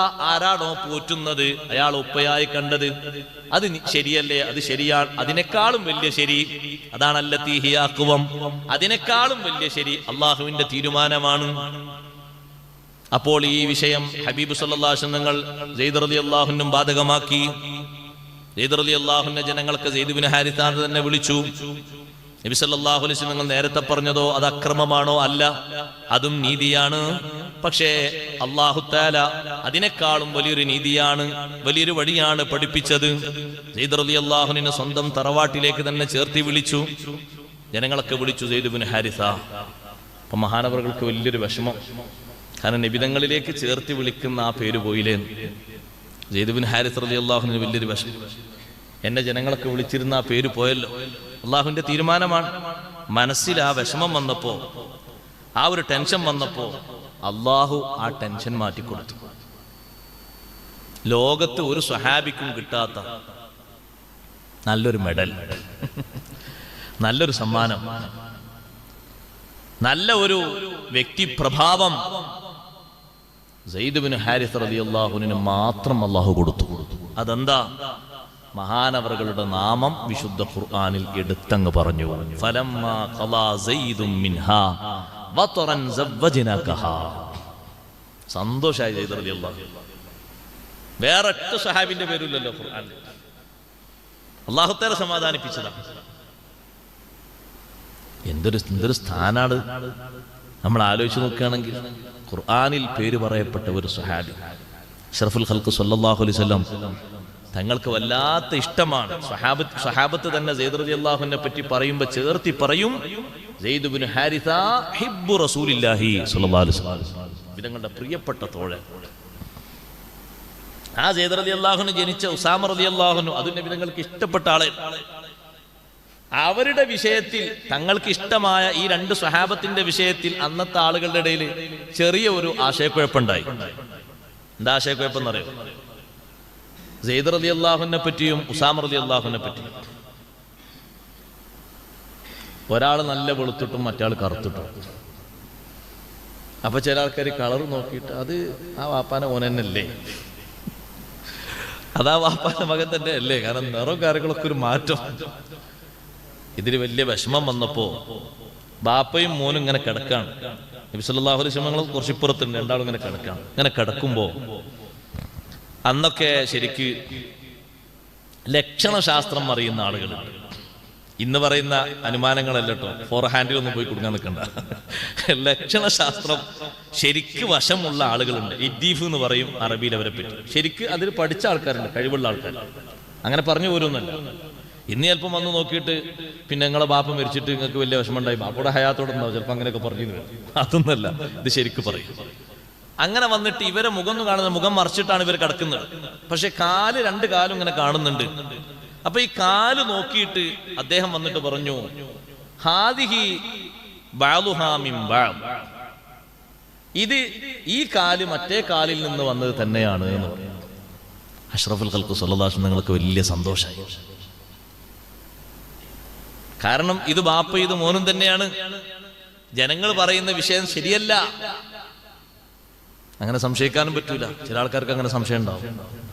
കുട്ടി എന്താ ഇങ്ങനെ ഒരു കളർ, ബാപ്പാന്റെ അല്ലല്ലോ ഉമ്മാന്റെ അല്ലല്ലോ. അത് കുറച്ചുകൂടി അപ്പുറത്തേക്ക്, പരമ്പര കുറച്ചുകൂടി അപ്പുറത്തേക്ക് പോകുമ്പോ അതിലെവിടെയെങ്കിലും ഉണ്ടാകും ഇതേ രൂപത്തിലും ഭാവത്തിലുള്ള ആളുകൾ. നേർക്ക് നേരെ ഒരേ പാപ്പാന്റെയും ഉമ്മാന്റെയും ഒരേ സ്വഭാവത്തിലും ഒരേ രൂപത്തിലും ഒരേ ആകൃതിയിലും തന്നെയാകണമെന്നില്ല മക്കൾ. സംശയം ചോദിച്ചു വന്ന ആളോട് നബി സല്ലല്ലാഹു അലൈഹി വസല്ലം ഒരിക്കൽ പറഞ്ഞു, എന്നിട്ട് പറഞ്ഞു, നബി എന്റെ ഭാര്യ പ്രസവിച്ച കുട്ടി കറുത്ത കുട്ടിയാണ്, ഞാനും വെളുത്തിട്ടാണ് ഭാര്യയും വെളുത്തിട്ട്. അപ്പൊ നബി സല്ലല്ലാഹു അലൈഹി വസല്ലം ചോദിച്ചു, വീട്ടിൽ ഒട്ടകം ഉണ്ടോന്ന് വെച്ചു. ഒട്ടകത്തിന് എന്തൊക്കെ കളറുണ്ട്? അപ്പൊ അദ്ദേഹം പറഞ്ഞു, ഒട്ടകണ്ട്, ഒട്ടകത്തിൽ വെളുത്ത ഒട്ടകണ്ട്. ചുവന്നുണ്ടോന്ന്? ചുവന്നുണ്ട്. വേറെ കളറുകളുണ്ടോ? ആ മഞ്ഞ കളറൊക്കെ ഉണ്ടെന്ന്. ഈ വെളുത്ത ഒട്ടകത്തിനും ചുവന്ന ഒട്ടകത്തിനും ആ രണ്ട് കളറും അല്ലാത്ത മഞ്ഞ കളറിൽ എങ്ങനെ കുട്ടി വന്നു വെച്ചു? വെളുത്ത ഒട്ടകമുണ്ട്, ചുവന്ന ഒട്ടകമുണ്ട്. പിന്നെ ഏതെങ്കിലും ഒരു കളറല്ലേ ഉണ്ടാകേണ്ടത്? ഒന്ന് ഈ വാപ്പാന്റെ അല്ലെ ഉമ്മാൻ്റെത്, ഇങ്ങനെ മഞ്ഞ വന്നത്. അപ്പൊ അദ്ദേഹം എന്നാ ശരി എന്നാണ് പോയി. അതങ്ങനെ വരും, അതിന് തർക്കിക്കേണ്ടതില്ല. അഷ്റഫുൽ ഖൽഖ് സ്വല്ലല്ലാഹു അലൈഹി വസല്ലം നിങ്ങളെ കൂടെ ജീവിച്ച സെയ്ദ് റളിയല്ലാഹുവിന് വലിയ സന്തോഷമായി. അപ്പൊ നോക്ക് നിങ്ങൾ, അള്ളാഹുവിന്റെ നിയമം, ഇതേ ഒരു അവസ്ഥ, ഇതേ ഒരു നിയമ വ്യവസ്ഥിതി അല്ലാഹു തആല ശരിയായ ഒരു മാർഗം അഖീദയിലും ഹുക്മുകളിലും ചരിത്രങ്ങളിലും എല്ലാ വിഷയത്തിലും അല്ലാഹു തആല വെക്കുന്നുണ്ട്. മിതമായ മാർഗം. ഇസ്ലാമിന്റെ ശൈലിയൊക്കെ അങ്ങനെയാണ്. ഖുർആൻ പഠിപ്പിക്കുന്ന ശൈലി അല്ലതീ ഹിയ അഖ്വം, അതേറ്റവും ശരിയായ ഏറ്റവും സ്വച്ഛന്തമായ നല്ല വഴിയാണ്. വിശ്വാസത്തിൽ നോക്ക്, ഉദാഹരണമായി പറയുകയാണെങ്കിൽ വിശുദ്ധ ഇസ്ലാം വന്നു ഒരു മിതമായ മറുപടിയായിട്ട്. ഇവിടെ രണ്ട് പക്ഷം ആളുകൾ അന്നുണ്ട്. വിശുദ്ധ ഖുർആൻ അവതരിപ്പിക്കുന്ന സമയത്ത് ചിലര് പ്രപഞ്ചത്തിൽ ഒരു ഇലാഹ് ഇല്ല എന്ന് പറയുന്ന ആൾക്കാർ, നിഷേധിക്കുന്ന ആൾക്കാർ. ചിലരോ ഉണ്ട്, പക്ഷേ അത് ഒന്നൊന്നല്ല, കുറെ ഉണ്ട്. നബി സല്ലല്ലാഹു അലൈഹി വസല്ലം തങ്ങൾ തന്നെ പ്രബോധനം നടത്തുമ്പോ മക്കക്കാർ അത്ഭുതത്തോടെ ചോദിച്ചില്ലേ, ആ ജഅലല്ലാലിഹത ഇലാഹൻ വാഹിദ ഇന്ന ഹാദാ ലശൈഉൻ ഉജാബ്, എല്ലാ ഇലാഹുകളെയും പിടിച്ചിട്ട് ഒറ്റ ഇലാഹാക്കി, ഇതെന്തൊരു അത്ഭുത. അപ്പൊ അവരെ കാഴ്ചപ്പാട് ഒന്നുപോരാ, കുറെ വേണമെന്നാണ്. ദിവസങ്ങളുടെ കണക്കനുസരിച്ച് വേണമെന്നാ ചിലർ പറയുന്നത്, ചിലർ മണിക്കൂറിന്റെ കണക്കനുസരിച്ച് വേണം, ചിലർ ഒരു മിനിറ്റിന്റെ കണക്കനുസരിച്ച് വേണം, ചിലർ ഒരു സെക്കൻഡിന് കണക്കനുസരിച്ച് വേണം, ഇപ്പൊ ചിലർ ഒരു മൈക്രോ സെക്കൻഡിന്റെ കണക്കനുസരിച്ചും വേണം. അപ്പൊ അതിനനുസരിച്ച് കൂടണം. അങ്ങനെയുള്ള ഈ അവസ്ഥയിൽ വിശുദ്ധ ഇസ്ലാം രണ്ട് പക്ഷത്തിന്റെയും ഇടക്ക് മിതമായൊരു തീരുമാനവുമായിട്ട് വന്നു. എന്ത്? ഇലാഹുണ്ട്, ഏകനാണ്, ലാ ശരീക ലഹു. എല്ലാവർക്കുള്ള മറുപടി അപ്പൊ അതിലായി. പങ്കുകാരില്ലാത്ത, പങ്കാളിയില്ലാത്ത. ഇലാഹില്ലെന്ന് പറയരുത്, ഉണ്ട്. ഏകനായ ഇലാഹുണ്ട്. ഇല്ലാ നിഷേധിക്കുന്ന ആളുകൾക്ക് ഉണ്ട്, ഇലാഹുണ്ട് എന്നുള്ള മറുപടി. ഒന്നിലധികം എന്ന് പറയുന്ന ആളുകൾക്കല്ല, ഒന്ന് മാത്രമേ ഉള്ളൂ, ലാ ശരീക ലഹു. ആ മറുപടി കൊടുത്തിട്ട് അല്ലാഹു തആല വിശ്വാസരംഗത്തുള്ള വഴി സുദൃഢമായ രൂപത്തിൽ പറഞ്ഞു പഠിപ്പിച്ചതുപോലെ തന്നെ പരിശുദ്ധ ഖുർആൻ സാമ്പത്തിക രംഗത്തും സാമൂഹിക രംഗത്തും ഒക്കെ ഇതേ ഇടപെടൽ നടത്തിയിട്ടുണ്ട്. സാമ്പത്തിക രംഗത്ത് അല്ലാഹു സുബ്ഹാനഹു വ തആല പറഞ്ഞു, സമ്പത്ത് ചെലവഴിക്കുന്നിടത്ത് വിശ്വാസികളോട് പറഞ്ഞു, വല്ലദീന ഇദാ അൻഫഖൂ ലം യുസ്രിഫു വലം യഖ്തുറു വകാന ബൈന ദാലിക ഖവാമ. ഒരു മിതമായ ശൈലി. അവർ സമ്പത്ത് ചെലവഴിച്ചാൽ ലം യുസ്രിഫ്, ആവശ്യങ്ങൾക്കുള്ള ചെലവ് അമിതമാക്കൂല. വലം യഖ്തുറു, ആവശ്യത്തിന് വേണ്ടത് പിശുക്കൂല്ല. വകാന ബൈന ദാലിക ഖവാമ, ഇതിനിടയിൽ ഒരു മിതമായ ശൈലിയിൽ സ്വീകരിച്ചു മുന്നോട്ട് പോകും. ധർമ്മം ചെയ്യുന്ന ആളോട്, പറ്റേ പിശുക്കുന്ന ആളോടും അല്ലാഹു തആല പറഞ്ഞു, വലാ തജൽ യദക മഗ്ലൂലതൻ ഇലാ ഉനുഖിക്, നിന്റെ കൈ എപ്പോഴും പെരടിയിലേക്ക് കൂട്ടി ചെങ്ങലയിട്ട് ഭദ്രമാക്കി കെട്ടിയതുപോലെ ആക്കരുത് എന്ന് പറഞ്ഞ ഒരു വിഷയത്തിനും ഒരു ഇഞ്ചും കൊടുക്കാത്ത രൂപം ഉണ്ടാകരുത്. വലാ തബ്സുതുഹാ കുല്ലൽ ബസ്ത്, കൊടുക്കുമ്പോ മുഴുവൻ അങ്ങോട്ട് കൊടുത്തു തീർക്കരുത്, അതും നീ ചെയ്യരുത്. അങ്ങനെ ആകുമ്പോ വലിയ ഖേദമുള്ള ആളായിട്ട് നീ അങ്ങനെ ഇരിക്കേണ്ടി വരും. ഒന്നുമില്ലാത്ത ജനങ്ങളൊക്കെ ആക്ഷേപിക്കുന്ന ആളായിട്ട് ഇരിക്കേണ്ടി വരും. പിന്നെ എന്താ സ്വീകരിക്കേണ്ടത്? മിതമായ ശൈലിയാണ് അതിനിടയിൽ സ്വീകരിക്കേണ്ടത്. വെള്ളം കുടിക്കുന്നിടത്തും ഭക്ഷണം കഴിക്കുന്നിടത്തും എല്ലാ വിഷയങ്ങളിലും അല്ലത്തി ഹിയ അഖ്വം, സുന്ദരമായ ഈ വഴിയാണ് അല്ലാഹു സുബ്ഹാനഹു വ തആല പഠിപ്പിച്ചെന്നത്. പക്ഷെ ഈ വഴി പഠിക്കണമെങ്കിൽ നമ്മൾ സ്വീകരിക്കേണ്ട മാർഗം, ഒന്നാമതായിട്ട് ഖുർആൻ നല്ല വഴിയിലേക്ക് നമ്മളെ വഴി നടത്തും, ഓത്തുകൊണ്ട് വഴി നടത്തും. ഖുർആൻ ഓതിയാൽ തന്നെ റൂട്ട് ക്ലിയർ ആകും, മനസ്സ് ക്ലിയർ ആകും, ശരീരത്തിന്റെ ആരോഗ്യം ക്ലിയർ ആകും. പക്ഷെ അതിനൊന്ന് വേണ്ടത് ഓത്ത് പഠിച്ചോതണം. മറ്റൊന്ന്, ആത്മീയമായ പരിപോഷണം കിട്ടണമെങ്കിൽ സാധാരണ രൂപത്തിൽ പഠിച്ച് തജ്വീദ് കൊണ്ടുള്ള ഓത്തിനപ്പുറം അർത്ഥം ഗ്രഹിച്ചുകൊണ്ട് ഓതാനുള്ള ഒരു കഴിവിലേക്ക് ഉയരണം. അപ്പോഴാണ് മാനസിക രോഗം മാറുന്നത്. മാനസിക രോഗം എന്ന് പറഞ്ഞാൽ ചികിത്സിക്കുന്ന മാനസിക രോഗമല്ല, സാധാരണ ചികിത്സിക്കാത്തൊരു മാനസിക രോഗമുണ്ട്. അതെന്താ? അതാണ് കിബ്റ്, റിയാഅ്, ഉജ്ബ്, ശഹ്വത്ത്, ഹിർസ്, ഹസദൊക്കെ. അതിനാരോ ചികിത്സാ കേന്ദ്രം തുടങ്ങിയില്ല. അല്ലാത്ത മാനസിക രോഗ ചികിത്സ ഉണ്ട്, അത് വേറെ. ഈ ഇങ്ങനെയുള്ള ഈ ആത്മീയ രംഗത്ത് പുരോഗതി ലഭിക്കണമെങ്കിൽ ഖുർആൻ അർത്ഥം ചിന്തിച്ചുകൊണ്ട് ഓതണം. അതിന് അർത്ഥം മനസ്സിലാക്കണം. അതിനാദ്യം ഓത്ത് നല്ല നിലക്ക് ക്ലിയറാക്കണം, ഓതി പഠിക്കണം. അപ്പൊ ഉസ്താദെ പ്രായമൊക്കെ ഇനി കൂടുതലായില്ലേ? പ്രായം വിഷയമല്ല ഖുർആൻ പഠിച്ചത്. കാരണം സ്വഹാബത്തൊക്കെ എത്ര പ്രായം കൂട്ടിയിട്ടാ ഖുർആൻ പഠിച്ചത്? 60, 70, 80 വയസ്സായ ആളുകൾ അപ്പോഴല്ലേ കടന്നു വരുന്നത്, അപ്പോഴല്ലേ ഖുർആൻ പഠിക്കുന്നത്. അത് അങ്ങനത്തെ സാഹചര്യം ആയതുകൊണ്ടല്ലേ, അതിനേക്കാളും മെച്ചപ്പെട്ട സാഹചര്യമല്ലേ ഇപ്പോൾ ഉള്ളത്. പഠിക്കണം ശരിക്ക്. രണ്ടാമതായിട്ട് ആശയതലങ്ങൾ. ഒരായത്തിന്റെ അർത്ഥമെങ്കിലും നമ്മുടെ കൽബിൽ ഇങ്ങനെ കുടുങ്ങിയിട്ട് ഓതുമ്പോ, ആവർത്തിച്ചു ഓതുമ്പോ, സഹോദരങ്ങളെ, അർത്ഥം ചിന്തിച്ച് ഓതുന്ന ആൾക്ക് തീർത്തും മനസ്സിന് മാറ്റം ഉണ്ടാവും. അതുകൊണ്ടാണ് വിശുദ്ധ ഖുർആനിന്റെ ഓത്ത് കേട്ടിട്ട് പുറത്തുകൂടെ നടന്നു പോകുന്ന അമീറുൽ മുഅ്മിനീൻ ഉമർ ബിൻ ഖത്താബ് റളിയല്ലാഹു അൻഹു കുറച്ചു നേരം ഇങ്ങനെ ഒട്ടകപ്പുറത്ത്, വാഹനപ്പുറത്ത് ഇങ്ങനെ ഇരുന്നു.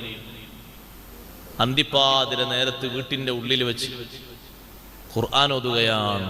ബിസ്മില്ലാഹിർ റഹ്മാനിർ റഹീം.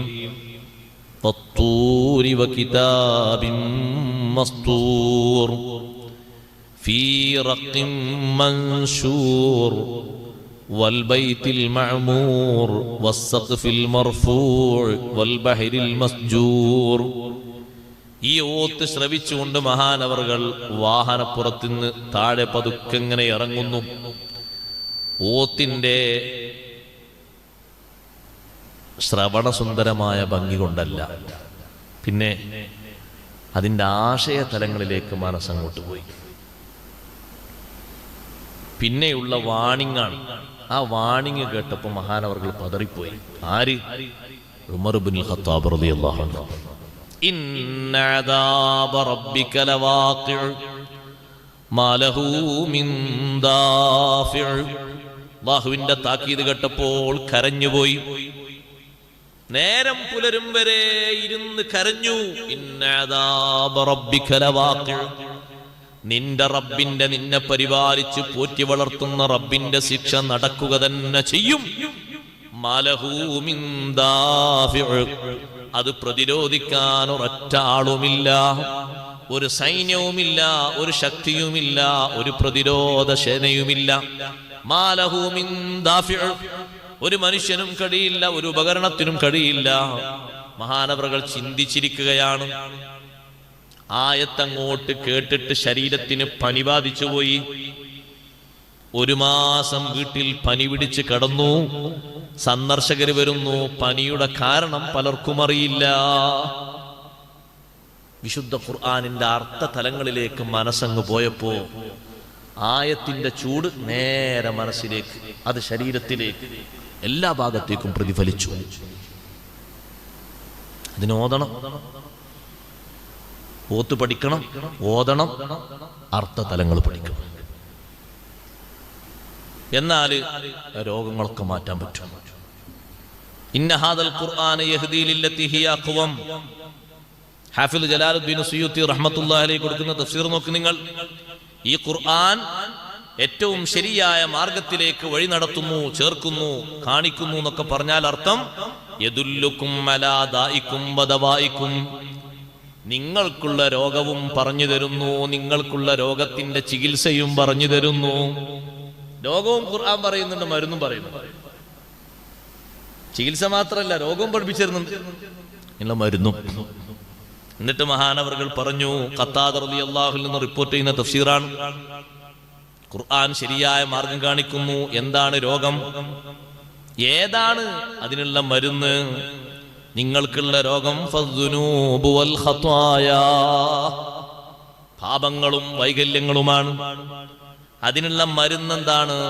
വഅമ്മാ ദവാഉകും ഫൽ ഇസ്തിഗ്ഫാർ. മരുന്ന് പാപമോചന പ്രാർത്ഥനയാണ്, ഇസ്തിഗ്ഫാറാണ് അതിനുള്ള മരുന്ന്. വിശുദ്ധ ഖുർആൻ പഠിപ്പിക്കുന്ന മരുന്നാണിത്.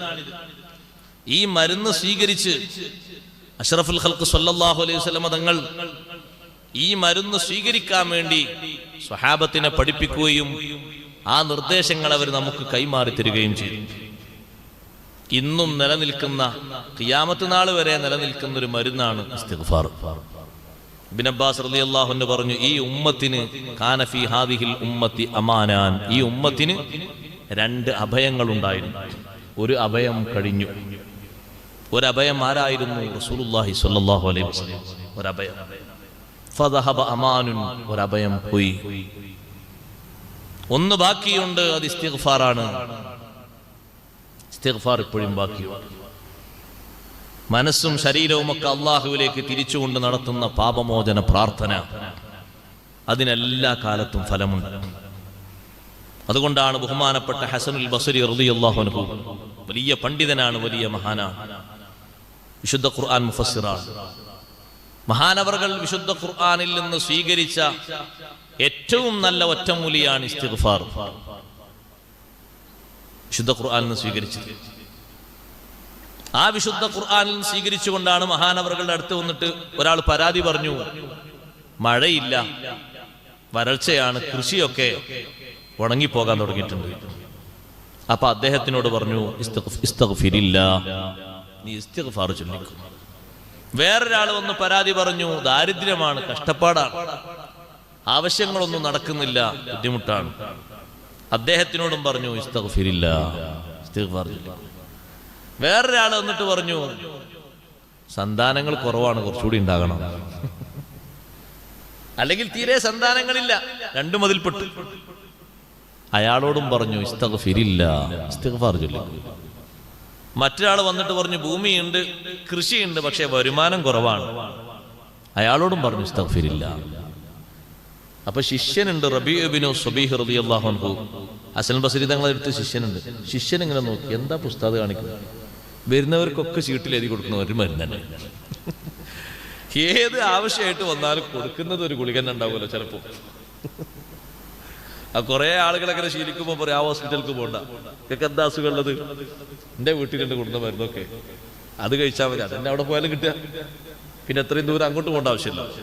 ഒറ്റമൂലിയാണ്, അതുകൊണ്ടാണ്, മരുന്ന് പറ്റാത്തതുകൊണ്ടല്ല, ഒറ്റമൂലിയാണ് കൊടുക്കുന്നത്, അത് എൻ്റെ അടുത്തുണ്ട്, അതെന്നെ നിങ്ങൾക്കും കിട്ടുക, പിന്നെന്തിനാ അങ്ങോട്ട് പോകും. ഈ ഇസ്തിഗ്ഫാർ അല്ലേ ഉസ്താദ് എല്ലാവർക്കും കൊടുത്തത്? വ്യത്യസ്ത വിഷയങ്ങളാണ് പരാതി പറയുന്നത്, എല്ലാവരോടും ഒന്നാണല്ലോ കൽപ്പിച്ചത്. ഹസനുൽ ബസ്രി റളിയല്ലാഹു അൻഹു പറഞ്ഞു, മോനെ ഞാൻ ഈ നടത്തിയത് ഖുർആനിന്റെ വഴിയാണ്, ഖുർആൻ കാണിച്ചെന്ന ചികിത്സയാണ്. ഇസ്തഗ്ഫിറൂ റബ്ബക്കും ഇന്നഹു കാന ഗഫാറാ യുർസിലിസ് സമാഅ അലൈക്കും മിദ്റാറാ വയുംദിദുക്കും ബിഅംവാലിൻ വബനീന വയജ്അൽ ലക്കും ജന്നാതിൻ വയജ്അൽ ലക്കും അൻഹാറാ. നിങ്ങൾ റബ്ബിനോട് ഇസ്തിഗ്ഫാർ ചൊല്ലുക. അതുകൊണ്ടാണ് ഇസ്തിസ്ഖാഇന്റെ നിസ്കാരത്തിൽ, ഇസ്തിസ്ഖാഇന്റെ ഖുതുബയിൽ അധികരിപ്പിക്കേണ്ടത് ഇസ്തിഗ്ഫാറാണ് എന്ന് പണ്ഡിതന്മാർ പഠിപ്പിക്കാൻ കാരണം, മഴ കിട്ടണമോ യുർസിലു അലൈക്കും മിദ്റാറാ, ഇഷ്ടം പോലെ നല്ല ത്വരാത്ത മഴ ലഭിക്കും, ഇസ്തിഗ്ഫാർ ചൊല്ലിക്കോളും. അത് മാത്രമല്ല വയുംദിദുക്കും ബിഅംവാൽ, സമ്പത്ത് നൽകിയ അല്ലാഹു നിങ്ങളെ സഹായിക്കും, മക്കളെ നൽകിയ അല്ലാഹു നിങ്ങളെ സഹായിക്കും. ഇത് മാത്രമല്ല വജന്നാത്തിൻ, തോട്ടങ്ങൾ നൽകിയ അല്ലാഹു സഹായിക്കും, പുഴകൾ തന്ന് അരുവികൾ തന്ന് അല്ലാഹു സഹായിക്കും. പക്ഷേ ഇസ്തിഗ്ഫാർ ചൊല്ലണം. അഷ്റഫുൽ ഖൽഖ് സ്വല്ലല്ലാഹു അലൈഹി വസല്ലം ദിനേന വർദ്ധിപ്പിച്ചിരുന്ന ദിക്റല്ലേ ഇസ്തിഗ്ഫാർ. ടെൻഷനുള്ള ആൾക്കാരുണ്ട്, വ്യത്യസ്ത വിഷമങ്ങളുള്ള ആൾക്കാരുണ്ട്, അവർ കൂടെ പിടിക്കേണ്ടത് ഇസ്തിഗ്ഫാറാണ്.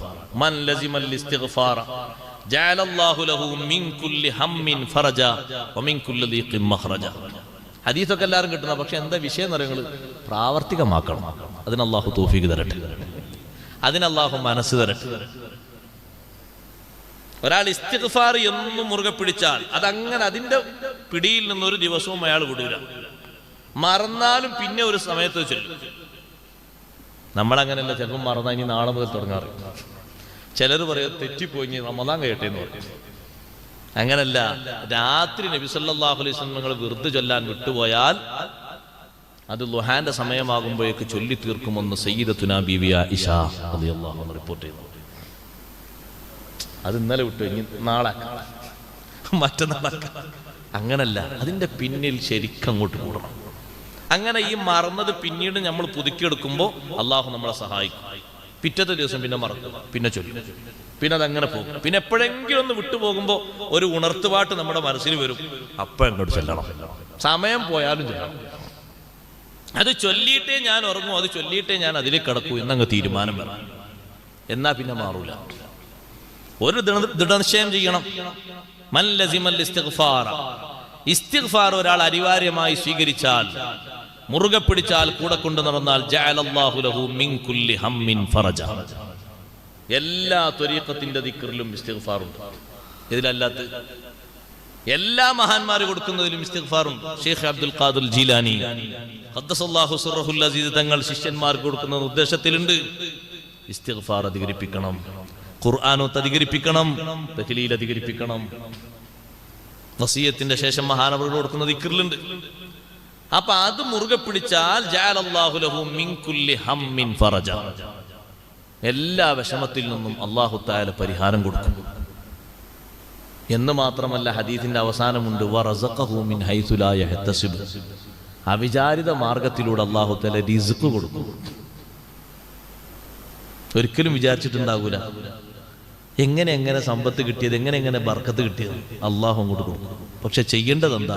അസ്തഗ്ഫിറുല്ലാഹൽ അദീം. അല്ലാഹു തൗഫീഖ് തരട്ടെ. ശബ്ദം കേൾക്കുന്ന സഹോദരിമാരോടും സഹോദരങ്ങളോടൊക്കെ പല വിഷമങ്ങളിലും കുടുങ്ങി നിൽക്കുന്ന ആൾക്കാരുണ്ട്. ഖുർആൻ നമ്മെ പഠിപ്പിക്കുന്ന ഈ ചികിത്സ ഇഹ്ദീ ലില്ലത്തി ഹിയ അഖ്വം എന്നുള്ളതിന് ഇമാം സുയൂത്തി തങ്ങൾ കൊടുത്ത തഫ്സീറാണല്ലോ ഖുർആന്റെ മരുന്ന്. ആ മരുന്നാകുന്ന ഇസ്തിഗ്ഫാർ എല്ലാവരും സ്വീകരിക്കണം. എത്രയാണോ കഴിയുന്നത് അത്ര സ്വീകരിക്കും. എത്രയാണോ ഒരാൾക്ക് കൊണ്ടു നടക്കാൻ കഴിയുന്നത് അത്രയും സ്വീകരിക്കുക. ഹബീബ് സല്ലല്ലാഹു അലൈഹി വസല്ലം നിങ്ങൾ 100 പ്രാവശ്യമല്ലേ ഓരോ ദിവസവും പതിവാക്കിയത്? ഒരു 100 പ്രാവശ്യം അസ്തഗ്ഫിറുല്ലാഹൽ അദീം ചൊല്ലാൻ ചുരുങ്ങിയ സമയം മതി. കൂടെ ഒന്ന് മനസ്സും കൂടി നമ്മളൊന്ന് വിലയിരുത്തി നോക്കുകയാണെങ്കിൽ അതിന് നല്ലൊരു ഭംഗിയുണ്ടാകും. നമ്മുടെ വൈകല്യങ്ങൾ കൂടി ചിന്തിക്കുകയാണെങ്കിൽ നമ്മുടെ കണ്ണുകൾ സജലമാകും. കുറച്ചുകൂടി ആയത്തിൽ ചിന്തിക്കുകയാണെങ്കിൽ കണ്ണും ഖൽബും ശരീരവും മൊത്തം ആ ഇസ്തിഗ്ഫാറിന്റെ ചൂടറിയും. അങ്ങനെയാകുമ്പോ പിന്നെ ആ ഇസ്തിഗ്ഫാർ നമ്മുടെ ഹൃദയത്തിന് എന്നും ഹാരിയായി മാറും. വിട്ടൊടിയാത്ത രൂപത്തിൽ നമ്മുടെ മനസ്സിനെയും ശരീരത്തെയും അത് സ്വാധീനിക്കും. അള്ളാഹു നമ്മെ സഹായിക്കുമാറാകട്ടെ. ഇതൊരു ചെറിയ മരുന്നല്ല, വലിയ മരുന്നാണ്. ഖുർആൻ പഠിപ്പിക്കുന്ന മരുന്ന്. എല്ലാ വിഷയങ്ങൾക്കും പരാതിയായിട്ട് അസ്തഗ്ഫിറുല്ലാഹൽ അദീം എന്ന് ചൊല്ലണം. ഇതിപ്പോ ഖുർആനിൽ അല്ലാഹു തആല ആയത്ത്, ഖുർആനിലൂടെ പഠിപ്പിച്ച ആയത്ത് അനുസരിച്ചിട്ടാണ് ഹസനുൽ ബസ്രി റളിയല്ലാഹു അൻഹു തന്റെ അടുത്തേക്ക് വന്ന ആളുകൾക്ക് എഴുതി കൊടുക്കുന്നതും ചൊല്ലാൻ നിർദ്ദേശം കൊടുക്കുന്നതും. അത് തന്നെയാണ് നമുക്കുള്ള മരുന്ന്. വിശുദ്ധ ഖുർആനിൽ പഠിപ്പിക്കുന്ന എമ്പാടും മരുന്ന്. ഇനി ഭക്ഷണത്തിലും പാനീയത്തിലുള്ള കുഴപ്പമാണ്. ഖുർആൻ പഠിപ്പിക്കുന്ന ഒറ്റമൂലി സ്വീകരിക്കാൻ തയ്യാറാകണം. ഞാൻ ആദ്യം പറഞ്ഞില്ല, സ്വീകരിക്കാൻ സന്നദ്ധത വേണം. ഒക്കെ റെഡിയാണ്. അല്ലത്തി ഹി അഖ്വം, നമ്മളത് സ്വീകരിച്ചാൽ വലിയ വിജയമാണ്. അല്ലാഹു വിജയിപ്പിക്കുമാറാകട്ടെ. ഹാറൂൻ റഷീദ് രാജ്യം ഭരിച്ച വലിയ ഭരണാധികാരിയാണ്. അദ്ദേഹത്തിന് ഒരു ഡോക്ടർ ഉണ്ടായിരുന്നു, നല്ല വൈദഗ്ധ്യമുള്ള ഡോക്ടർ. ക്രിസ്ത്യാനിയായിരുന്നു, അതിന് കുഴപ്പമൊന്നുമില്ല, ഡോക്ടറല്ലേ. ആ ഡോക്ടർ ഒരു ദിവസം അലി ഇബ്നു ഹുസൈൻ ഇബ്നു വാഖിദ് എന്ന പണ്ഡിതനെ വിളിച്ചിട്ട് ചോദിച്ചു, നിങ്ങളെ കിതാബിൽ അഥവാ ഖുർആനിൽ വൈദ്യശാസ്ത്രത്തെ പറ്റി ഒന്നും പറഞ്ഞു കാണുന്നില്ലല്ലോ. ഡോക്ടർ ആ ഖുർആൻ ഓതിയിട്ടല്ല, അദ്ദേഹം കേട്ടിട്ടുണ്ടാവും, ചിലപ്പോൾ ആരെങ്കിലും പറഞ്ഞോ കേട്ടിട്ടുണ്ടാവും. വൈദ്യശാസ്ത്രം ഇൽമുത്തിബിനെ പറ്റി ഒന്നുമില്ല, ചികിത്സനെ പറ്റി ഒന്നും ഖുർആനില്ലേ? 2 തരം ഇൽമാണല്ലോ, ഇൽമുൽ അദിയാൻ, ഇൽമുൽ അബ്ദാൻ. മതങ്ങളെ സംബന്ധിച്ചുള്ള അറിവ് അത് ആളുകൾ സ്വീകരിക്കും, അവരുടെ വിശ്വാസം കാര്യങ്ങളൊക്കെ പഠിക്കാൻ പഠിക്കാം. ശരീരശാസ്ത്രം, അതിലൊരുപാട് വിഷയങ്ങളുണ്ട്. അതിൽപ്പെട്ട ഒന്നാണ് ഇൽമുത്തിബ്, വൈദ്യശാസ്ത്രം. അപ്പോ അദ്ദേഹം പറഞ്ഞു, പണ്ഡിതൻ പറഞ്ഞു, ഖുർആനിലുണ്ടല്ലോ എല്ലാ ചികിത്സയും ഒരായത്ത് വേണ്ട, ഒരായത്തിന്റെ കഷ്ണത്തിൽ അള്ളാഹു ഒരുമിച്ച് വിട്ടിട്ടുണ്ട് എന്ന് പറഞ്ഞു. എല്ലാ ചികിത്സയും ഇൽമുത്തിബ് മുഴുവനും ഇന്നല്ലാഹ തആല ഖദ് ജമഅ തിബ്ബ കുല്ലഹു ഫീ നിസ്ഫി ആയത്തിൻ മിൻ കിതാബിനാ, ഞങ്ങളുടെ ഖുർആനിൽ നിന്ന്, കിതാബിൽ നിന്ന് ഒരായത്തിന്റെ പകുതിയിൽ ഇൽമുത്തിബ് മുഴുവനും, വൈദ്യശാസ്ത്രം മുഴുവനും അള്ളാഹു ഒരുമിച്ച് കൂട്ടിയിട്ടുണ്ട്. ഏതാണെന്ന് ചോദിച്ചു ഡോക്ടർ. ഉടനെ പറഞ്ഞു, അള്ളാഹു പറഞ്ഞു വകുലു വഷ്റബു, ബാക്കി ഓതി വലാ തുസ്രിഫു. ഒറ്റമൂലിയാണ് അത്. ഉസ്താദ്, അത് ചിന്തിക്കേണ്ട ഒരു വിഷയമാണ്, നിങ്ങൾ പറഞ്ഞാൽ പെട്ടെന്ന് നടക്കില്ല. ആളുകൾ അഭിപ്രായം പറയും, സംഗതി ഇതുവരെ പറഞ്ഞത് ഇക്കുറൊക്കെ നമ്മൾ ചൊല്ലാം, പക്ഷെ ഇത് ഇങ്ങനെ പെട്ടെന്ന് സ്വീകരിക്കാതെ വലിയൊരു പ്രയാസമാണ്. പിന്നെ 2-3 കൊല്ലം കൂടി കഴിയട്ടെ, അപ്പോഴേക്ക് കിഡ്നി പോകും. വകുലു വഷ്റബു, ഭക്ഷിക്കുക കുടിക്കുക, വലാ തുസ്രിഫു, അമിതമാവരുത്, അമിതമാക്കരുത്. രാത്രിയും പകലും ഒരുപോലെയാകരുത്. ഏറ്റവും കൂടുതൽ ഭക്ഷണം കുറയേണ്ടത്, ഗസാലി ഇമാം റളിയല്ലാഹു അൻഹു ഏറ്റവും കൂടുതൽ ഭക്ഷണം കുറയേണ്ടത് എപ്പോഴാണ്? റമദാനിലാണ്. ഹുജ്ജത്തുൽ ഇസ്ലാം അബൂ ഹാമിദുൽ ഗസാലി റളിയല്ലാഹു അൻഹു ഇഹ്യായിൽ പറഞ്ഞു, ഏറ്റവും കുറഞ്ഞ ഭക്ഷണം കഴിക്കേണ്ട നാൾ റമദാനാണ്. എന്താ ഉസ്താദ് നിങ്ങൾ ഈ പറഞ്ഞു, ഈ വിഭവങ്ങളൊക്കെ ഉണ്ടാക്കിയിട്ട് കുറഞ്ഞു കഴിക്കാറുണ്ട്? ഉണ്ടാക്കുന്ന ആൾക്കാർക്ക് ഒരു സങ്കടം ഉണ്ടാകൂലേ എന്ന് കുറെ ആൾക്കാരെ പരാതി. അവർ ഇത്രയും ഉണ്ടാക്കിയില്ലേ കഷ്ടപ്പെട്ടിട്ട്. നമ്മൾ ഒരു കഷ്ണം എടുക്കാൻ, ഒരു കഷ്ണം ഓരോന്നും കൊടുക്കുകയാണെങ്കിൽ 25 കഷ്ണമായി. അങ്ങനെ പൊരിച്ചതൊന്ന്, വരട്ടിയത് വേറെ, കറിയുള്ളത് വേറെ, കൂട്ടാനാക്കിയത് വേറെ. പിന്നെന്താ, പിന്നെ പുതിയ വകുപ്പ്, എനിക്കെന്റെ പേര് കൂടുതൽ അറിയാം, പുതിയ കുറെ പേരുകളിലെ ആ ഐറ്റംസ് കുറെ. അങ്ങനെ ഓരോന്നിനും ഓരോ കഷ്ണം എടുത്തില്ലെങ്കിലും ഇത് ഉണ്ടാക്കിയ സ്ത്രീകൾ ഇത് കൊടുന്ന ആൾക്കാർക്ക് ഒരു വിഷമം ഉണ്ടാകൂല. ഖുർആന്റെ ഉപദേശം ഓർക്കണം. ഖുർആൻ പറയുന്ന ഇൽമുത്തിബ് വലാ തുസ്രിഫു. വെള്ളം, അതിനും ഒരു പാകതയുണ്ട്. ഭക്ഷണം, അതിനും ഒരു പാകതയുണ്ട്. എന്നാ എന്റെ ഖുർആൻ അളവിന് പറഞ്ഞൂടെ? അതിന് എല്ലാവരുടെയും അളവ് ഒരുപോലെയല്ല, അതുകൊണ്ടാണ് പറയാതിരുന്നത്. എല്ലാവരുടെയും ഇപ്പൊ ചെറിയൊരു സമാധാനം വരുന്നുണ്ടാവും ആൾക്കാർക്ക് കേൾക്കുന്നവർക്ക്.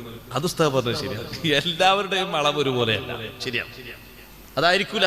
പക്ഷെ എന്നാലും അമിതമാകരുത് എന്നുള്ള ഉപദേശം, വലാ തുസ്രിഫു എന്ന ഉപദേശം, അത് ശരിക്കും ശ്രമിക്കണം. അമിതമാക്കരുത്. വെള്ളം അതിൻ്റെ തൂക്കം കൂടിയാൽ, വെള്ളത്തിൻ്റെ അളവ് കൂടിയാൽ, ആ വെള്ളം തന്നെ കുടിക്കുന്നതിൻ്റെ അളവ് കൂടിയാൽ അതുകൊണ്ടുണ്ടായിത്തീരുന്ന ഒരുപാട് വിഷമങ്ങളുണ്ട്. പാകത്തിന് വെള്ളം കുടിച്ചാൽ കുഴപ്പമില്ല, പാകത്തിലപ്പുറം വെള്ളം കുടിച്ചാൽ താലീമുൽ മുത്താലിം എന്ന വലിയ കിതാബിൽ കാണാം. ചെറിയ കിതാബേ കാണാൻ നല്ല വിലയുള്ള കിതാബാണ്. പൈസ ഉണ്ട് എന്നല്ല, നല്ല ക്യാമ്പുണ്ട്. ബൽഗം, കഫം വർദ്ധിക്കും. കഫം കൂടിയാൽ ഓർമ്മക്കുറവുണ്ടാകും. അതാണ് ഇപ്പൊ ഒന്നും കൊണ്ട് ഓർമ്മയിൽ കിട്ടുന്നില്ല. എത്രയാ മോന്തല് കുടിക്കുന്ന നമ്മൾ കൂട്ടി നോക്കിയാൽ അതെ, ശരീരത്തിന് വേണ്ട വെള്ളല്ലേ, പാകത്തിനാണ് വേണ്ടത്, പാകത്തിലപ്പുറം വേണ്ട. എന്താ മരുന്ന് കുടിക്കണോളൂ, ഈ ടോണിക് ഒന്നായിട്ടൊരു ദിവസം കുടിക്കുന്ന ഏതാ ഡോക്ടർ പറയാൻ? ഞാൻ അങ്ങനെ ചിന്തിച്ചു പലപ്പോഴും. ഏതെങ്കിലും ഡോക്ടർമാർ പറയുന്നുണ്ടാവും ഒരു ടോണിക് കൊടുക്കണം, വലിയ വില ഒന്നുമില്ല, ടോണിക്കിന്റെ ആ അളവ് പാത്രം ഉണ്ടോന്ന് ചോദിക്കും. അതെന്തിനാ ചോദിക്കണം? നേരം വലിച്ചു കുടിച്ചാൽ പോലെ, നാളെ പിന്നെ വാങ്ങിയ പോലെ. അത് പറയുന്നുണ്ടോ? ഇതാ ഇത്ര മില്ലി അല്ലേ, ഇത്ര അളവ്, ഇത്ര ഔൺസ്, ഇതല്ലേ പറയുന്നത്. എന്തേ മൊത്തം കുടിക്കാൻ പറയാത്തത്? അതേ രൂപം തന്നെ ഈ വെള്ളത്തിലും അതിനും അളവുണ്ട്. ആ അളവനുസരിച്ചാണ് കുടിക്കേണ്ടത്. ഏറെ കുടിച്ചാൽ കഫം വർദ്ധിക്കും. അത് പല ഭാഗങ്ങളിലും കെട്ടി നിന്നാൽ നീരോട്ടം നിലക്കും, രക്തോട്ടം നിലക്കും. അപ്പൊ എന്ത് പറയും? ബ്ലോക്ക് ഉണ്ട്. പഞ്ചായത്ത് ബ്ലോക്കല്ല, വേറെ ബ്ലോക്ക്. പാകത്തിന് കുടിക്കണം, ഏറെ കുടിക്കരുത്. ഏറെ കുടിച്ചാൽ അമല് മുടങ്ങിപ്പോകും, അമലിന്റെ സൗന്ദര്യം കുറഞ്ഞു പോകും. ഏറെ കുടിച്ച് ഏറെ ഭുജിച്ച് വന്ന് നിസ്കരിക്കുന്ന നിസ്കാരം, ഓതുന്ന ഓത്ത്, ചൊല്ലുന്ന ദിക്ർ ശ്രദ്ധിച്ചിട്ടുണ്ടോ? നല്ല ആത്മീയ ലഹരി എന്ന് പറയാൻ പറ്റില്ല, ഉറക്കലഹരി എന്ന് പറയാം അല്ലേ? ഉറക്കലഹരി. ഹലാലായിട്ടാണ് നീ ഭക്ഷണം കഴിക്കുന്നതെങ്കിലും ഗസാലിമാമ തങ്ങൾ പറഞ്ഞു, റമദാനിൽ ഹലാലാണ് എന്ന് നിനക്ക് ഉറപ്പുള്ള നീ അധ്വാനിച്ച ഭക്ഷണമാണ് കഴിക്കുന്നതെങ്കിലും ആ ഭക്ഷണത്തിന്റെ കാരണം കൊണ്ട് നിന്റെ നിസ്കാരത്തിലുള്ള ഖുശൂ, നിന്റെ നിസ്കാരത്തിലുള്ള ഭക്തി, നിന്റെ നിസ്കാരത്തിലുള്ള റുക്കിന് ഒന്നും മടങ്ങിപ്പോകരുത്. നിന്റെ നോമ്പിന്റെ സൗന്ദര്യം നഷ്ടപ്പെട്ടു പോകരുത്. നോമ്പ് ഒരു ഉറക്കിന്റെ ലാഭത്തിന് മാത്രം ആകരുത്. 2 ടൈമേ, ചില നാട്ടിൽ 3, ചില നാട്ടിൽ 4 ഉണ്ട് കേട്ടോ. ഓലൊക്കെ ബഹുമാനിച്ച് പറയണം, ഓലും കൂടി പറയണ്ടേ. അങ്ങനെയുള്ള ആ ടൈമിന്റെ ഭക്ഷണം കൂട്ടി നോക്കുമ്പോ ആളുകൾ പറയും, അല്ലാ 12 മാസവും റമദാനായിരുന്നെങ്കിൽ എത്ര നന്നായിരുന്നു. കാരണം റമദാന്റെ അല്ലാത്ത ഷാബാനൊന്നും ഇങ്ങനെ കിട്ടില്ല. ആദ്യത്തെ ദിവസം അത്താഴത്തിന് കുറച്ച് പിന്തലുണ്ടാവും, പതിവില്ലാത്തതുകൊണ്ട്. പിന്നത്തെ ദിവസമൊക്കെ അത്താഴത്തിന് ചോറ് വെച്ചതും മറ്റു വെച്ചൊന്നും ബാക്കിയില്ല. അപ്പൊ എന്താ അന്വേഷിച്ച് നോക്കുമ്പോ ആലുവായി, അങ്ങനെ കഴിക്കാനായി. അത്താഴത്തിന്റെ ചോറും കാര്യങ്ങളൊക്കെ കഴിഞ്ഞോ? എന്നാ വൈകുന്നേരം മഗ്‌രിബിനുണ്ടാക്കി കുറച്ച് പൊരിക്കടി ബാക്കിയില്ല, അതും അപ്പൊ ചിലവോ. കുറച്ച് ഈത്തപ്പഴങ്ങളുണ്ട് പൊട്ടിച്ച് കവർന്ന് പൊട്ടിച്ചത്, അതും ചിലവാകും. ഉണ്ടാക്കി കുറച്ചുകൂടി കട്ടൻ ചായ ഉണ്ട്, രാവിലെ ആരും കുടിക്കൂല, അതും ചിലവാകും. ഇപ്പൊ എന്തായി? ഇപ്പൊ സുബൈക്കന്നെ തുടങ്ങി. ആകപ്പാടെ ശ്രേഷ്ഠമായ സുബൈ ജമാഅത്ത് ഒന്ന് ശ്രദ്ധിച്ചുകൊണ്ട് കിട്ടുന്ന റമദാനിൽ ഓരോ സുബൈക്ക് ഉറങ്ങിയാൽ പിന്നെ ഏത് റമദാനിലെ സുബൈ ഉണ്ടാകുക? ജമാഅത്ത് ഉണ്ടാകുക. ആ ജമാഅത്ത് കൊണ്ട് കഴിഞ്ഞ് ദിക്ർ ചൊല്ലാൻ 10 ലാ ഇലാഹ ഇല്ലല്ലാഹു വഹ്ദഹു ലാ ശരീക ലഹു, ഒന്നാമത്തെ ലാ ഇലാഹ ചൊല്ലുമ്പോൾ ഉറങ്ങിയിട്ട് ഉറക്കം തൂങ്ങിയിട്ട് വയ്യ. കുറച്ചു നേരം നടന്നല്ലപ്പം ഏതൊരു ചുമന് പോയി മുട്ടി ഉറക്കണ് വന്നിട്ട്. ഞാൻ അത്രയും നിറച്ചിട്ടുണ്ട്. പിന്നെ അവന് മനസ്സിലാക്കി ഇനി ഉറങ്ങിയിട്ട് മുട്ടിയിട്ടുണ്ടെങ്കിൽ ചിലപ്പോൾ ഹോസ്പിറ്റലിൽ പോകേണ്ടി വരും, അതുകൊണ്ട് കിടക്കുക. അപ്പൊ എന്തായി? ദിക്ർ, ഖുർആനോത്ത്. ആ സമയത്ത് ഉറങ്ങിയാൽ ഉണ്ടാകുന്ന കേടുകൾ, വിഷമങ്ങൾ, ദാരിദ്ര്യങ്ങൾ ഒക്കെ വലിച്ചൂട്ടി. എന്താ കാരണം? വലാ തുസ്രിഫു എന്നുള്ള നിർദ്ദേശം സ്വീകരിച്ചില്ല. റമദാനായപ്പോഴോ മഗ്‌രിബ് ബാങ്ക് കൊടുത്തപ്പോഴോ അപ്പൊ ഭക്ഷണം കഴിച്ചു. കുറച്ചേരം ഒന്ന് വിശ്രമിക്കട്ടെ. എന്തിനാ വിശ്രമം? ഭക്ഷണം കഴിച്ചിന് വിശ്രമം. ഇതുവരെ നോമ്പ് പറ്റുന്ന പട്ടിണിയുള്ള വിശ്രമാന്ന് പറയാം, വിശന്നിട്ടുള്ള വിശ്രമാണ്. ഇപ്പോഴോ ഭക്ഷണം കഴിച്ചിട്ട് വേറെ വിശ്രമം. ഇപ്പൊ തറാവി നിസ്കരിക്കില്ലേ, ചെറിയൊരു ക്ഷീണം പോലെ തോന്നുന്നുണ്ട്. എന്ത് ക്ഷീണം? നിറഞ്ഞ ക്ഷീണം. നിറഞ്ഞ ക്ഷീണം. ആഫാത്തു ശിബഇൻ ثقل جسم قسوة القلب اللزالة فتنة متململا تضعيف جسم عن عبادة ربه ജൽബുൽ ലിനൗമിൻ ഫഹദറൻഹു വബ്ഹിലാ. തസവുഫിന്റെ തർത്തീബും അതിന്റെ ചിട്ടയും പഠിപ്പിച്ച അദ്കിയായിൽ സൈനുദ്ദീൻ മഖ്ദൂം റളിയല്ലാഹു അൻഹു പറഞ്ഞു, വയറ് നിറക്കുന്നതിന്റെ ദുരന്തങ്ങൾ പറഞ്ഞപ്പോ റബ്ബിന് ഇബാദത്ത് ചെയ്യുന്നതിൽ നിന്ന് ശരീരത്തെ ക്ഷയിപ്പിക്കും. തളീഫു ജിസ്മിൻ അൻ ഇബാദത്തി റബ്ബിഹി, റബ്ബിന് ചെയ്യുന്ന ആരാധന ദുർബലമാക്കി കളയും. ജൽബുൽ ലിനൗമിൻ ഫഹദറൻഹു വബ്ഹിലാ, ഉറക്കം വലിച്ചു കൊണ്ടുവരും. വൈകുന്നേരങ്ങളിൽ ഒരു ചെറിയ ചായയും കടിയൊക്കെ ഒന്ന് ആവാം, അവിടെയും ഓവറായാലും എന്ത് വരും? ഇശാമാരിവിനിടയിൽ ഒരു യാസീൻ ഉണ്ടായി. യാസീൻ ഓതിയിട്ടാണ് തീരുന്നില്ല. യാസീൻ ഓതാൻ എന്താ പുത്ര, ഇനി ഒന്ന് സാവകാശോദ്യത്തിന് ഒരു 10-12 മിനിറ്റ് പോരെ, എന്താ തീരാത്ത? അല്ല, തീരുന്നില്ല. ഇഷാവാൻ കൊടുത്തിട്ട് 30 യാസീൻ തീർന്നിട്ടില്ല. എവിടെ എത്തിയത്? ഇൻഹുവ ഇല്ലാ ദിക്റും ഖുർആനും മുബീൻ. അവിടെ നമുക്ക് പോണേ എന്തേ? ആ അസറിന്റെ ശേഷം നല്ല സുന്ദരമായ കടികൾ ഉണ്ടാക്കിയപ്പോ ഒരു 10-15 എടുത്തു. ഇപ്പൊ എന്തായി? ഇപ്പൊ ഉച്ചച്ചോറിന് സമം അസറിന്റെ കടി. ഒരു ചായന്റെ കൂടെ ഒരു കടിയൊക്കെ അങ്ങനെ 1 2 3 എണ്ണ എങ്ങനെ പോയി പറഞ്ഞ് വിത്തറിന്റെ എണ്ണത്തിൽ നിർത്താന്ന് പറഞ്ഞു. 11 പിന്നെ അവിടുന്ന് പോയി. ഇങ്ങനെ പോയപ്പോൾ എന്ത് ചെയ്തു? മഗ്രിബിന്റെ ശേഷം അതാ ഉറക്കം നബിതങ്ങൾ വെറുത്ത സമയത്തും ഖുർആൻ ഓതുമ്പോഴും ഉറങ്ങാണ്. ഇബാദത്തിന് ശരീരം ക്ഷയിച്ചുപോയി, ദുർബലപ്പെട്ടു പോയി. ഇത് വരരുത്. അതാണ് വലാ തുസ്രിഫു, അമിതമാക്കരുത്. തടി ശ്രദ്ധിക്കണം, ഇബാദത്ത് ശ്രദ്ധിക്കണം, ബുദ്ധി ശ്രദ്ധിക്കണം, ഒക്കെ ശ്രദ്ധിക്കണം. ഒരാൾ വന്നിട്ട് പറഞ്ഞു, ഉസ്താദേ കുട്ടി ഭക്ഷണം കഴിക്കുന്നില്ല. ഞാൻ പറയാൻ തരക്കില്ല, ഭക്ഷണം തീരെ കഴിക്കുന്നില്ല. ആ 1-2 പത്തിരി, ഒരു 2 പിടി ചോറ്. എത്ര വയസ്സായിട്ട്? എനിക്ക് 4 വയസ്സായിട്ട്. പിന്നെ എത്ര കുട്ടി തിന്നുണ്ട്? 1 കിലോന്റെ ചോറ്. കുട്ടി എത്ര പത്തിരി തിന്നുണ്ട്? 10-11. ആ കുട്ടിന്റെ വിശപ്പ് മാറാതെ തിന്നുണ്ട്. അതുപോരാ, ഈ പ്ലേറ്റിൽ കൊടുക്കണമൊക്കെ തിന്നണം. ആ പ്ലേറ്റിലുള്ളതൊക്കെ തിന്നിട്ട് കുട്ടി ഇങ്ങനെ നടക്കണം. കുട്ടിക്കാണെങ്കിൽ ഇരിക്കാനും വയ്യ, നടക്കാനും വയ്യ, കടക്കാനും വയ്യ. അങ്ങനെ തീറ്റ കൊടുക്കണ്ട. അതുകൊണ്ട് കാര്യമില്ല. ചെറുപ്പത്തിലുണ്ടാകുന്ന ബുദ്ധിയുടെ വളർച്ചയ്ക്ക് തന്നെ മുരടിപ്പ് സംഭവിക്കും. പാകത്തിൽ ഖുർആൻ പറഞ്ഞു കൊടുത്ത ഒറ്റമൂലി അങ്ങോട്ട് നസ്രാനിയായ നല്ല വൈദഗ്ധ്യമുള്ള ഡോക്ടർക്ക് ഓതിക്കൊടുത്തപ്പോ, അപ്പൊ ഡോക്ടർ അടുത്ത ചോദ്യം, വഹൽ യുസിറു അൻ റസൂലിക്കും ശൈഉം മിനത് തിബ്. റസൂലുള്ളാഹി സ്വല്ലല്ലാഹു അലൈഹി വസല്ലം തങ്ങൾ ഈ വൈദ്യശാസ്ത്രത്തെ പറ്റി വല്ലതും പറഞ്ഞിട്ടുണ്ടോ? നഅം. Hussain bin Ali bin Hussain bin Waqid റഹ്മത്തുള്ളാഹി അലൈഹി പറഞ്ഞുണ്ട്, ജമഅ ലനാ റസൂലുള്ളാഹി സ്വല്ലല്ലാഹു അലൈഹി വസല്ലം അത്തിബ്ബ ഫി അൽഫാദി യസീറ. കുറഞ്ഞ വാക്കുകളിൽ വൈദ്യശാസ്ത്രം ഞങ്ങൾക്ക് പഠിപ്പിച്ചു തന്നിട്ടുണ്ട്. ഏതാണെന്ന് ചോദിച്ചു. പറഞ്ഞു കൊടുത്തു, അൽ മിഅദതു ബൈതുദ്ദാ.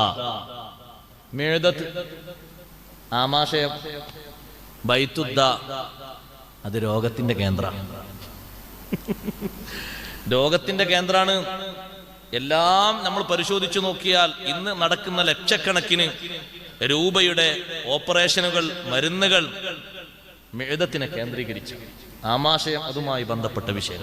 അതിലേക്കുള്ള കണക്ഷനുകളിൽ ബ്ലോക്ക്, തടസ്സം, അല്ലെങ്കിൽ കട്ടയായിപ്പോയി, അല്ലെങ്കിൽ നീരായിപ്പോയി, പലതും സംഭവിച്ചു. അതിന്റെ ഭാഗങ്ങളിലല്ലേ കിഡ്നി ഉള്ളത്, പലതും ഉള്ളത്. എന്നിട്ട് തങ്ങൾ പറഞ്ഞു, വൽ ഹിമ്യതു റഅ്സു കുല്ലി ദവാ. എന്താ പറഞ്ഞത്? എല്ലാ മരുന്നിന്റെയും തലവൻ ഹിമ്യത്താണ്, നിയന്ത്രണം, സൂക്ഷ്മത, സുരക്ഷിതത്വം. കുറച്ച് കരുതിയിട്ട് കരുതലോടുകൂടെ ഭക്ഷിക്കും. അങ്ങനെ പേടിച്ചിട്ട് രോഗമൊക്കെ വരുന്ന പേടിച്ചിട്ട് പറ്റ പട്ടിണിയായിട്ട് അങ്ങനെ നടക്കണ്ട. കരുതലോടെ ഭക്ഷിക്കും. ഒന്നും ഭക്ഷിക്കാതെ പഠിച്ചവനെ ഭക്ഷിച്ചാൽ എന്തെങ്കിലും സംഭവിക്കുമെന്ന് എഴുതിയിട്ട് ഇങ്ങനെ ആടി വീണ് അങ്ങനെ വേണ്ട. പാകത്തിന് ഭക്ഷിക്കും. പാകത്തിന് ആരോഗ്യം നിലനിൽക്കണമല്ലോ, അതിന് മനുഷ്യൻ ഭക്ഷണം കഴിക്കണം.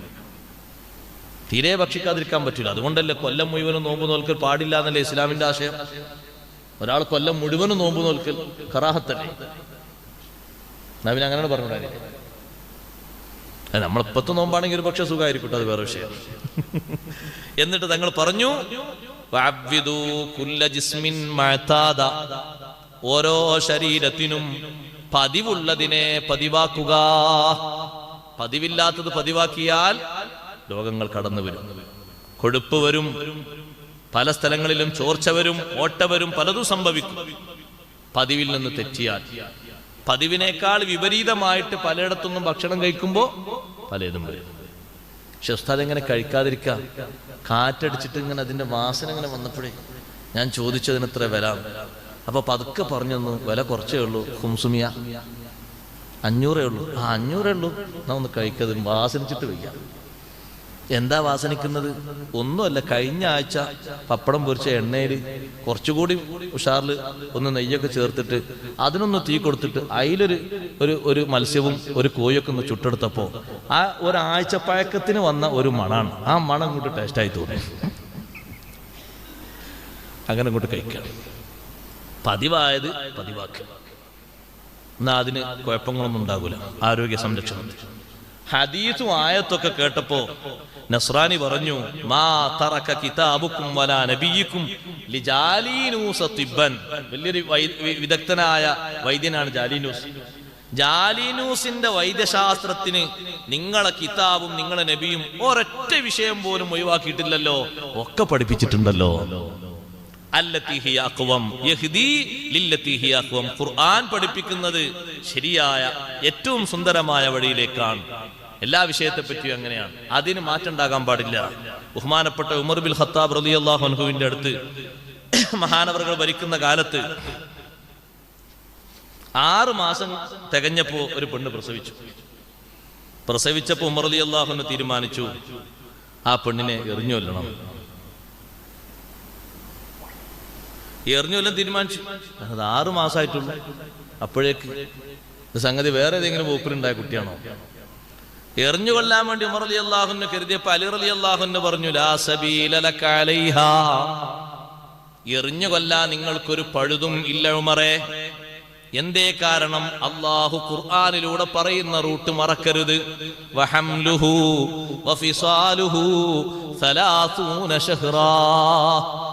ഒരു കുട്ടിയുടെ ഗർഭധാരണവും ആ കുട്ടിക്ക് മൂലകുടി കൊടുത്തിട്ട് തീർക്കുന്ന കാലവും 30 മാസമാണ്.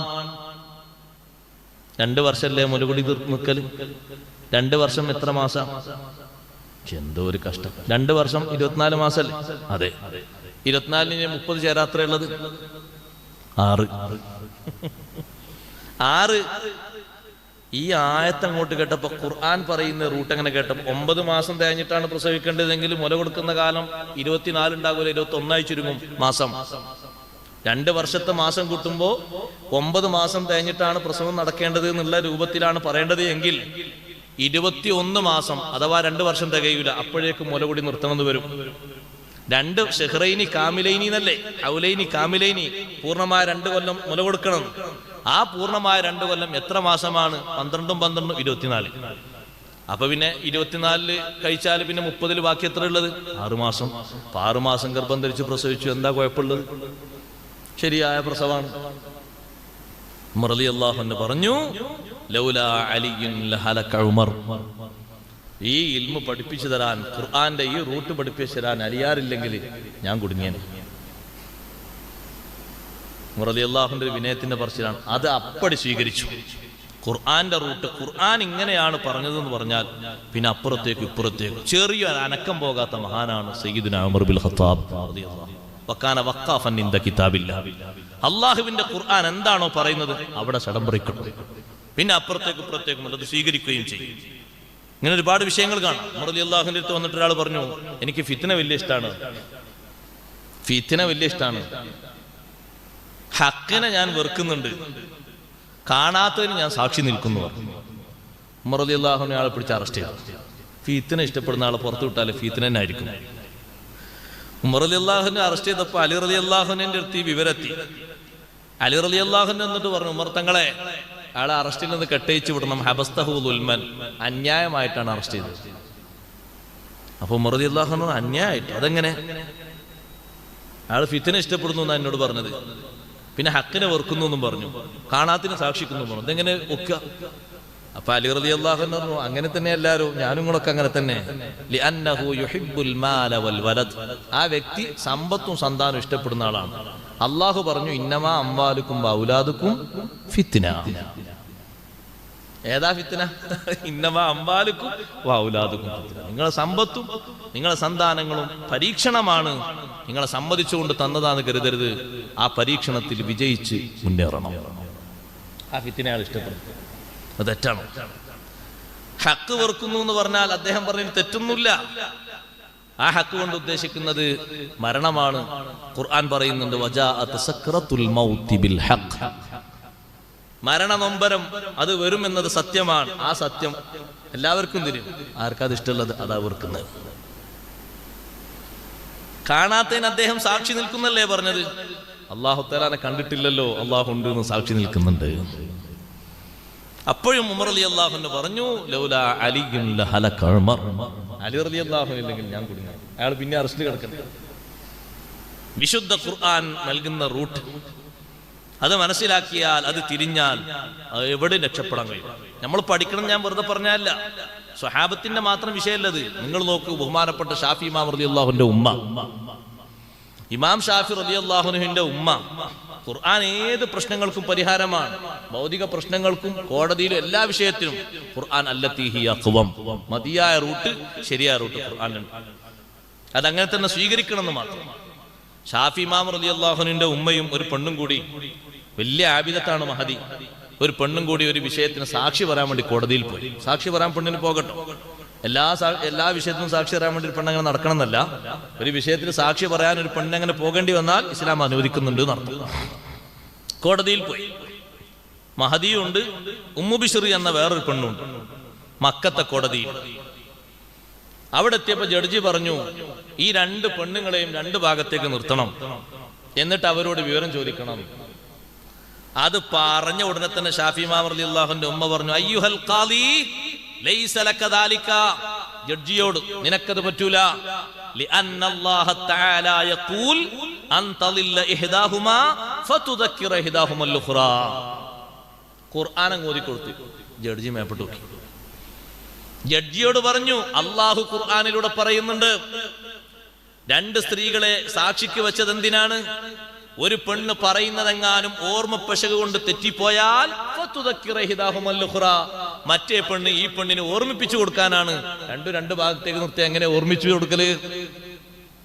ഖാദി പറഞ്ഞു, ഞാൻ അതാ ശരി, അതാണ് ശരി. നിങ്ങൾ നോക്ക്, വിശുദ്ധ ഖുർആൻ അത് മനസ്സിലാക്കേണ്ടതുപോലെ മനസ്സിലാക്കി ജീവിതം മുന്നോട്ട് നീങ്ങിയാൽ ഒരു നിലക്കും വഴിതെറ്റൂല, ഒരാളെ മുന്നിലും വഴിതെറ്റൂല. എവിടെയും അതിന് റെഡിയാണ്. അതല്ലേ പണ്ഡിതന്മാരുടെ മഹത്വം. അവർ ഖുർആനുമായുള്ള ബന്ധം കൊണ്ട് അല്ലത്തി ഹിയ അഖ്വം, ഏത് പ്രശ്നങ്ങൾ വന്നാലും നേരിടാനും ശരിയായ മാർഗം പറഞ്ഞു കൊടുക്കാനുമുള്ള അറിവ്, അതത്ര വലിയ സന്തോഷമാണ്. പ്രശ്നങ്ങൾ പരിഹരിക്കാൻ കഴിയണ്ടേ? ഇതിനേക്കാൾ ഗൗരവമുള്ള ഒരു പ്രശ്നം ഇമാം ഖുർത്തുബി തങ്ങൾ ഉദ്ധരിക്കുന്നത് കാണാം. ഖുർത്തുബി ഇമാം തങ്ങൾ പറയുന്നു, ഈസ ബിൻ മൂസൽ ഹാഷിമി എന്ന് പറയുന്നൊരു മഹാൻ തന്റെ ഭാര്യയെ നന്നായി സ്നേഹിച്ചിരുന്നു. അദ്ദേഹം ഒരു ദിവസം ഭാര്യയോട് പറഞ്ഞു, അന്തി ത്വാലിഖുൻ സലാസൻ ഇല്ലം തകൂനി അഹ്സന മിനൽ ഖമർ, ചന്ദ്രനേക്കാൾ നിനക്ക് സൗന്ദര്യമില്ലെങ്കിൽ എന്നെ 3 ത്വലാഖ് ഞാൻ ചൊല്ലി. ത്വലാഖെല്ലാം പണ്ട് കണ്ടൊരു നേരം, ഖമറിനേക്കാൾ സൗന്ദര്യമില്ലെങ്കിൽ 3 ത്വലാഖും ചൊല്ലി. ഭാര്യ ഉടനെ എണീറ്റു, അപ്പുറത്തെ മറയിൽ പോയിരുന്നു വാതിലും കൊണ്ട് അടച്ചു. നിങ്ങളിന്റെ ത്വലാഖില്ലേ? അന്ന് അദ്ദേഹം രാത്രി ഒറ്റക്ക് താമസിച്ചു. കട്ടിലുമേലും ഒറ്റക്ക, ഭാര്യ വേറെ റൂമിൽ. കാരണം ത്വലാഖ് ചൊല്ലി. ഞാനെങ്ങനെ ചന്ദ്രനേക്കാൾ കൂടുതൽ സൗന്ദര്യം ഉണ്ടാകും? നിന്റെ ത്വലാഖ് പോയി, നിങ്ങൾ 3 ചൊല്ലിയില്ല, ഒന്നൊന്നല്ല. അതുകൊണ്ട് ഇനി നമ്മൾ ഒരുമിച്ച് കഴിയൂല. ഭാര്യ അപ്പുറത്തേക്കൊന്ന് വാതിലുണ്ട് അടച്ചു. പടച്ചോനെ, അദ്ദേഹം ആകെ കുടുങ്ങി. അന്ന് അബൂജാഫറുൽ മൻസൂർ രാജ്യം ഭരിക്കുന്ന കാലാണ്. രാവിലെ തന്നെ രാജാവിന്റെ വീട്ടിലെത്തിയിട്ട് വിഷയം പറഞ്ഞു. രാജാവിനോട് പറഞ്ഞു, ഞാനൊരു നിലക്കും അങ്ങനെ ഉദ്ദേശിച്ചിട്ടില്ല, ഞങ്ങളുടെ ഒരു പ്രശ്നമില്ല, വെറുതെ ഒന്ന് പറഞ്ഞതാ. വെറുതെ പറയേണ്ടതല്ല, തൊലാക്കത് വേറെ വിഷയം, വെറുതെ പറയേണ്ടതല്ല. അത് കളിയായി പറഞ്ഞാലും കാര്യമായി പറഞ്ഞാലും ചിലപ്പം കൊള്ളുപോകും. ശ്രദ്ധിക്കേണ്ട വിഷയമാണ്. അങ്ങനെ രാജാവ് നാട്ടിലെ മുഴുവൻ ഫുഖഹായിനെയും ഒരുമിച്ച് കൂട്ടി. നല്ല അഗ്രേസരരായ പണ്ഡിതന്മാർ ജീവിച്ചിരിക്കുന്ന കാലം. ഇമാമുൽ ആദം അബൂ ഹനീഫ റളിയല്ലാഹു അൻഹുവിന്റെ ശിഷ്യന്മാരും ഇമാം ഇബ്നു മാലിക് ബിൻ അനസ് റളിയല്ലാഹു അൻഹുവിന്റെ ശിഷ്യന്മാരും മഹാനവറുകളൊക്കെ മദീനയിൽ ദർസ് നടത്തുന്ന കാലമാണ്. എല്ലാവരെയും ഒരുമിച്ച് കൂട്ടിയിട്ട് വിവരം തേടി. അവിടെ ഹാജരായ പണ്ഡിതന്മാരൊക്കെ പറഞ്ഞു തലാഖ് പോയി. രാജാവും സങ്കടത്തിൽ, ഈ പറയുന്ന ആ ഭാര്യയെ നല്ലോണം സ്നേഹിച്ച് ജീവിതം മുന്നോട്ട് പോയ ആ മനുഷ്യനും ധർമ്മസങ്കടത്തിൽ. എന്തൊരു സങ്കടം! പക്ഷെ കൂട്ടത്തിൽ ഒരു മഹാനൊന്നും മിണ്ടുന്നില്ല. ഇമാം അബൂ ഹനീഫ് റളിയല്ലാഹുവിന്റെ ശിഷ്യന്മാരിൽ നിന്ന് ഒരു പണ്ഡിതൻ ഒന്നും മിണ്ടുന്നില്ല. അപ്പൊ മൻസൂർ രാജാവ് ചോദിച്ചു, എന്താ നിങ്ങളൊന്നും മിണ്ടാത്ത്? എല്ലാരും പോകുന്നു. അപ്പൊ അദ്ദേഹം പറഞ്ഞു, ഞാൻ പറയുന്നത് പോകൂലെന്നാണ്, അതുകൊണ്ടാണ് മിണ്ടാത്ത്. തലാഖ് പോകൂലെന്നാണ്. അപ്പൊ രാജാവ് ചോദിച്ചു, അതെങ്ങനെ തലാഖ് പോകൂലെന്ന്? ബിസ്മിൻ ചൊല്ലി ആയത്ത് ഓതി കൊടുത്തു. ലഖദ് ഖലഖ്നൽ ഇൻസാന ഫീ അഹ്സനി തഖ്വീം. അല്ലാഹു ഖുർആനിലൂടെ പഠിപ്പിച്ചിട്ടുണ്ട്, നമ്മൾ മനുഷ്യനെ സൃഷ്ടിച്ച് സംവിധാനിച്ചത് ഫീ അഹ്സനി തഖ്വീം, ഏറ്റവും സുന്ദരമായ ആകൃതിയിലാണ്. ഏറ്റവും സുന്ദരമായ ആകൃതി. അത്ര സൗന്ദര്യത്തിൽ അല്ലാഹു തആല ഒന്നിനെയും പഠിച്ചിട്ടില്ല. എന്നിട്ട് പറഞ്ഞു, അമീറുൽ മുഅ്മിനീൻ ഫൽ ഇൻസാനു അഹ്സനുൽ അഷ്യാ, മനുഷ്യൻ ഏറ്റവും നല്ല സൗന്ദര്യമുള്ള വസ്തുവാണ്. വലാ ശൈഅ അഹ്സന മിൻ, മനുഷ്യനേക്കാൾ സൗന്ദര്യമുള്ളവർ ഒന്നും, ഖമറല്ല ശംസല്ല, ഒന്നുമില്ല. മൻസൂർ രാജാവ് ആ വ്യക്തിയോട് പറഞ്ഞു, അൽ അംറു കമാ ഖാല റജുൽ, ഈ മഹാൻ പറഞ്ഞതുപോലെയാണ് കാര്യം. അതുകൊണ്ട് പെട്ടെന്ന് ഭാര്യന്റെ അടുത്തേക്ക് പോയിട്ട് വിഷയങ്ങൾ അറിയിക്കണം. അദ്ദേഹം തന്നെ നേരിട്ട് ഒരാളെ പറഞ്ഞയച്ചു ഭാര്യയുടെ അടുത്തേക്ക്.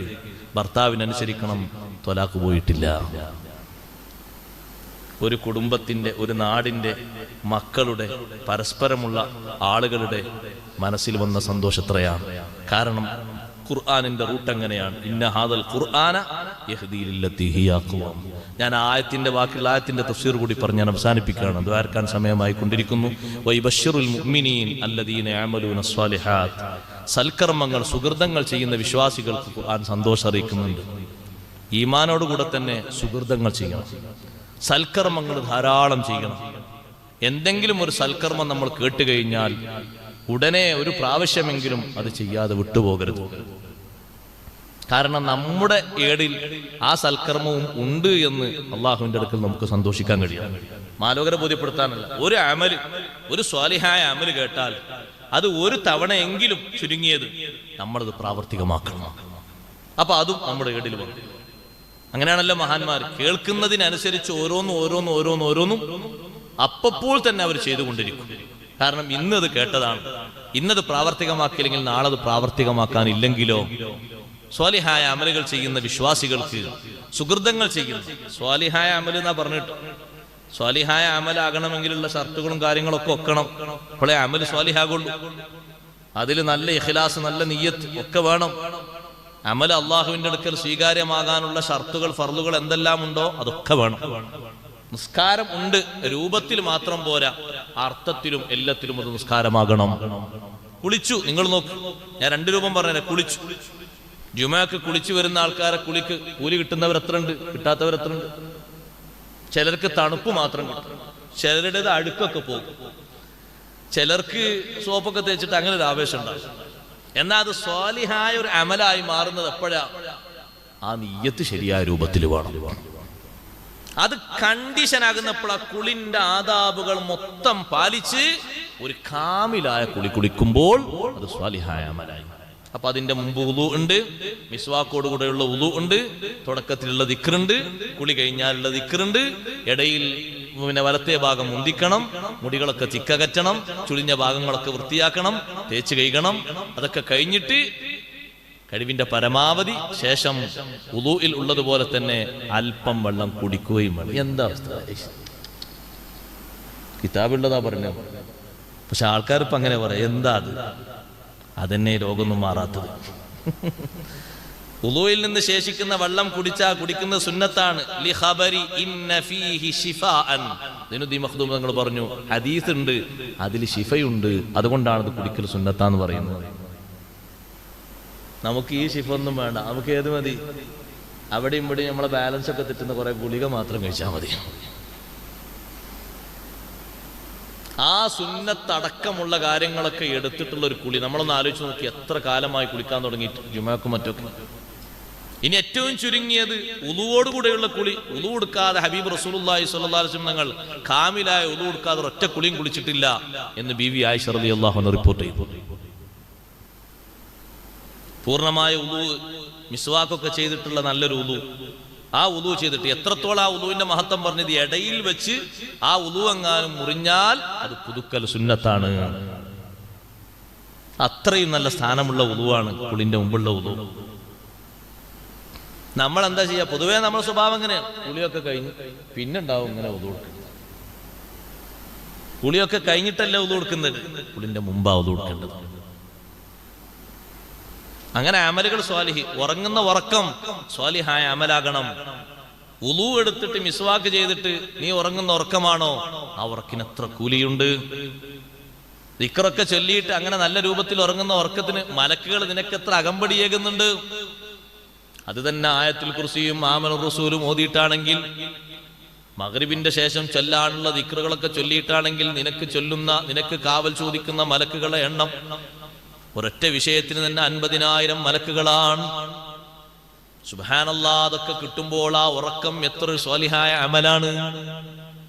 ഇങ്ങനെ ജീവിതത്തിൽ ചെയ്യുന്ന കർമ്മങ്ങളൊക്കെ സ്വാലിഹാക്കാൻ വേണ്ടി ശ്രമിക്കണം. നിയ്യത്ത് പൂർത്തീകരണത്തിനല്ല, നിയ്യത്ത് സ്വഹീഹാകാൻ വേണ്ടിയാണ്. പലതിലും നമ്മളോട് നിയ്യത്ത് കൽപ്പിച്ചതാ, നിയ്യത്ത് വിടരുത്. ഓരോന്നും ആ നിയ്യത്തിന്റെ ശ്രദ്ധ എപ്പോഴും നമ്മുടെ ഖൽബിലുണ്ടാകണം അമൽ സ്വാലിഹാകാൻ. പിന്നെ കഴിവിന്റെ പരമാവധി ഇഖ്ലാസ് കൂട്ടണം, ഇഖ്ലാസ് വർദ്ധിപ്പിക്കണം. അപ്പൊ അമൽ സ്വാലിഹായി കിട്ടും. നിയ്യത്ത് വിടരുത്. പറഞ്ഞില്ല, കുളിച്ചു വെച്ചാ കുളിച്ചു, നീ കുളിച്ചപ്പോ നീയത്ത്, നീയത്തൊക്കെ ഉണ്ട കുളി ജനാബത്തിന്റെ കുളിയല്ലേ? അല്ലല്ല, എല്ലാ കുളിക്കൂടും നീയത്ത്. ഇനി ഒരു കുളിയില്ല, ഒരു ദിവസക്കുളി സുന്നത്തുണ്ട്. അതാരെത്തിബാ? ബഹുമാനപ്പെട്ട ഉസ്മാൻ ഇബ്നു അഫ്ഫാൻ റളിയല്ലാഹു അൻഹുവിന്റെ ഇത്തിബാ. എന്നും കുളിക്കൽ സുന്നത്തുണ്ട്. അപ്പൊ എന്തായത്, ഇന്നത്തെ സുന്നത്ത് കുളി ഞാൻ കുളിക്കുന്നു നിയത്തിക്കണം. അത് പ്രത്യേക ദിവസങ്ങൾ പ്രത്യേക അമലുകൾക്ക് വേണ്ടിയാണെങ്കിൽ അതനുബന്ധിച്ച് കഴിയണം. ഇഹ്റാമിന് കുളി സുന്നത്തില്ലേ? യാത്രക്ക് കുളി സുന്നത്തില്ലേ? അതുപോലെ തന്നെ ഒരു സൽക്കാരത്തിന് പോകുമ്പോ, ഒരു സദ്യക്ക് പോകുമ്പോ കുളി സുന്നത്തില്ലേ? ഉണ്ട്, പലതിനുണ്ട്. മയ്യത്തിനെ കുളിപ്പിച്ച ആളുകൾക്ക് വരെ കുളി സുന്നത്തുണ്ട്. അങ്ങനെ ഓരോ അമലുകളും ചെയ്യുമ്പോൾ അല്ലാഹു തൗഫീഖ് തരട്ടെ. അത് ഇഖ്ലാസ് ഉള്ളതാക്കി, നിയ്യത്ത് മറക്കാതെയാക്കി അമലുകൾ സ്വാലിഹ അമൽ ചെയ്യുന്ന മുഅ്മിനീങ്ങൾക്ക് ഖുർആൻ നൽകുന്ന സന്തോഷം ഇവിടെ സന്തോഷാണ്. അത് കാണേണ്ട ലോകം മറ്റൊന്നാണ്. അല്ലാഹു നമ്മെ സഹായിക്കുമാറാകട്ടെ. അന്നലഹും അജ്റൻ കബീറാ, വലിയ കൂലിയുണ്ട്. വിശ്വസിക്കാത്ത ആളുകൾക്ക്, ആഖിറം കൊണ്ട് വിശ്വസിക്കാത്ത ആളുകൾക്ക് അഅ്തദിനാ ലഹും അദാബൻ അലീമാ, വേദനിപ്പിക്കുന്ന ശിക്ഷ നാം തയ്യാറാക്കി വെച്ചിരിക്കുന്നു. പരലോകം കൊണ്ടുള്ള ഈമാൻ, അതാണല്ലോ മുഖ്യമായത്. ഞാനത് വിശദമായി പറയല്ല. പരലോകം കൊണ്ട് ഈമാൻ ഇല്ലെങ്കിൽ കാര്യം പോയി. പരലോകം ഉണ്ട് എന്നുള്ള ബോധത്തോടുകൂടെ ജീവിക്കണം. ഈ ഒരു ലോകത്ത് മാത്രം കഴിഞ്ഞാൽ പോരാ, അവിടെയും വേണം. അങ്ങനെ ചിന്തിക്കുന്ന മൂമിനാകണം, അങ്ങനെ ചിന്തിക്കുന്ന ആളുകളാകണം, അതിനുവേണ്ടി പ്രവർത്തിക്കുന്നവരാകണം. അള്ളാഹു നമുക്ക് തൗഫീഖ് നൽകുമാറാകട്ടെ. നമ്മുടെ ഈ സദസ്സ് ദുആക്ക് ഇജാബത്തുള്ള, നമ്മുടെ മജ്ലിസിലൊക്കെ ദുആക്ക് ഇജാബത്തുള്ള മജ്ലിസുകളാക്കി അള്ളാഹു ഖബൂൽ ചെയ്യുമാറാകട്ടെ.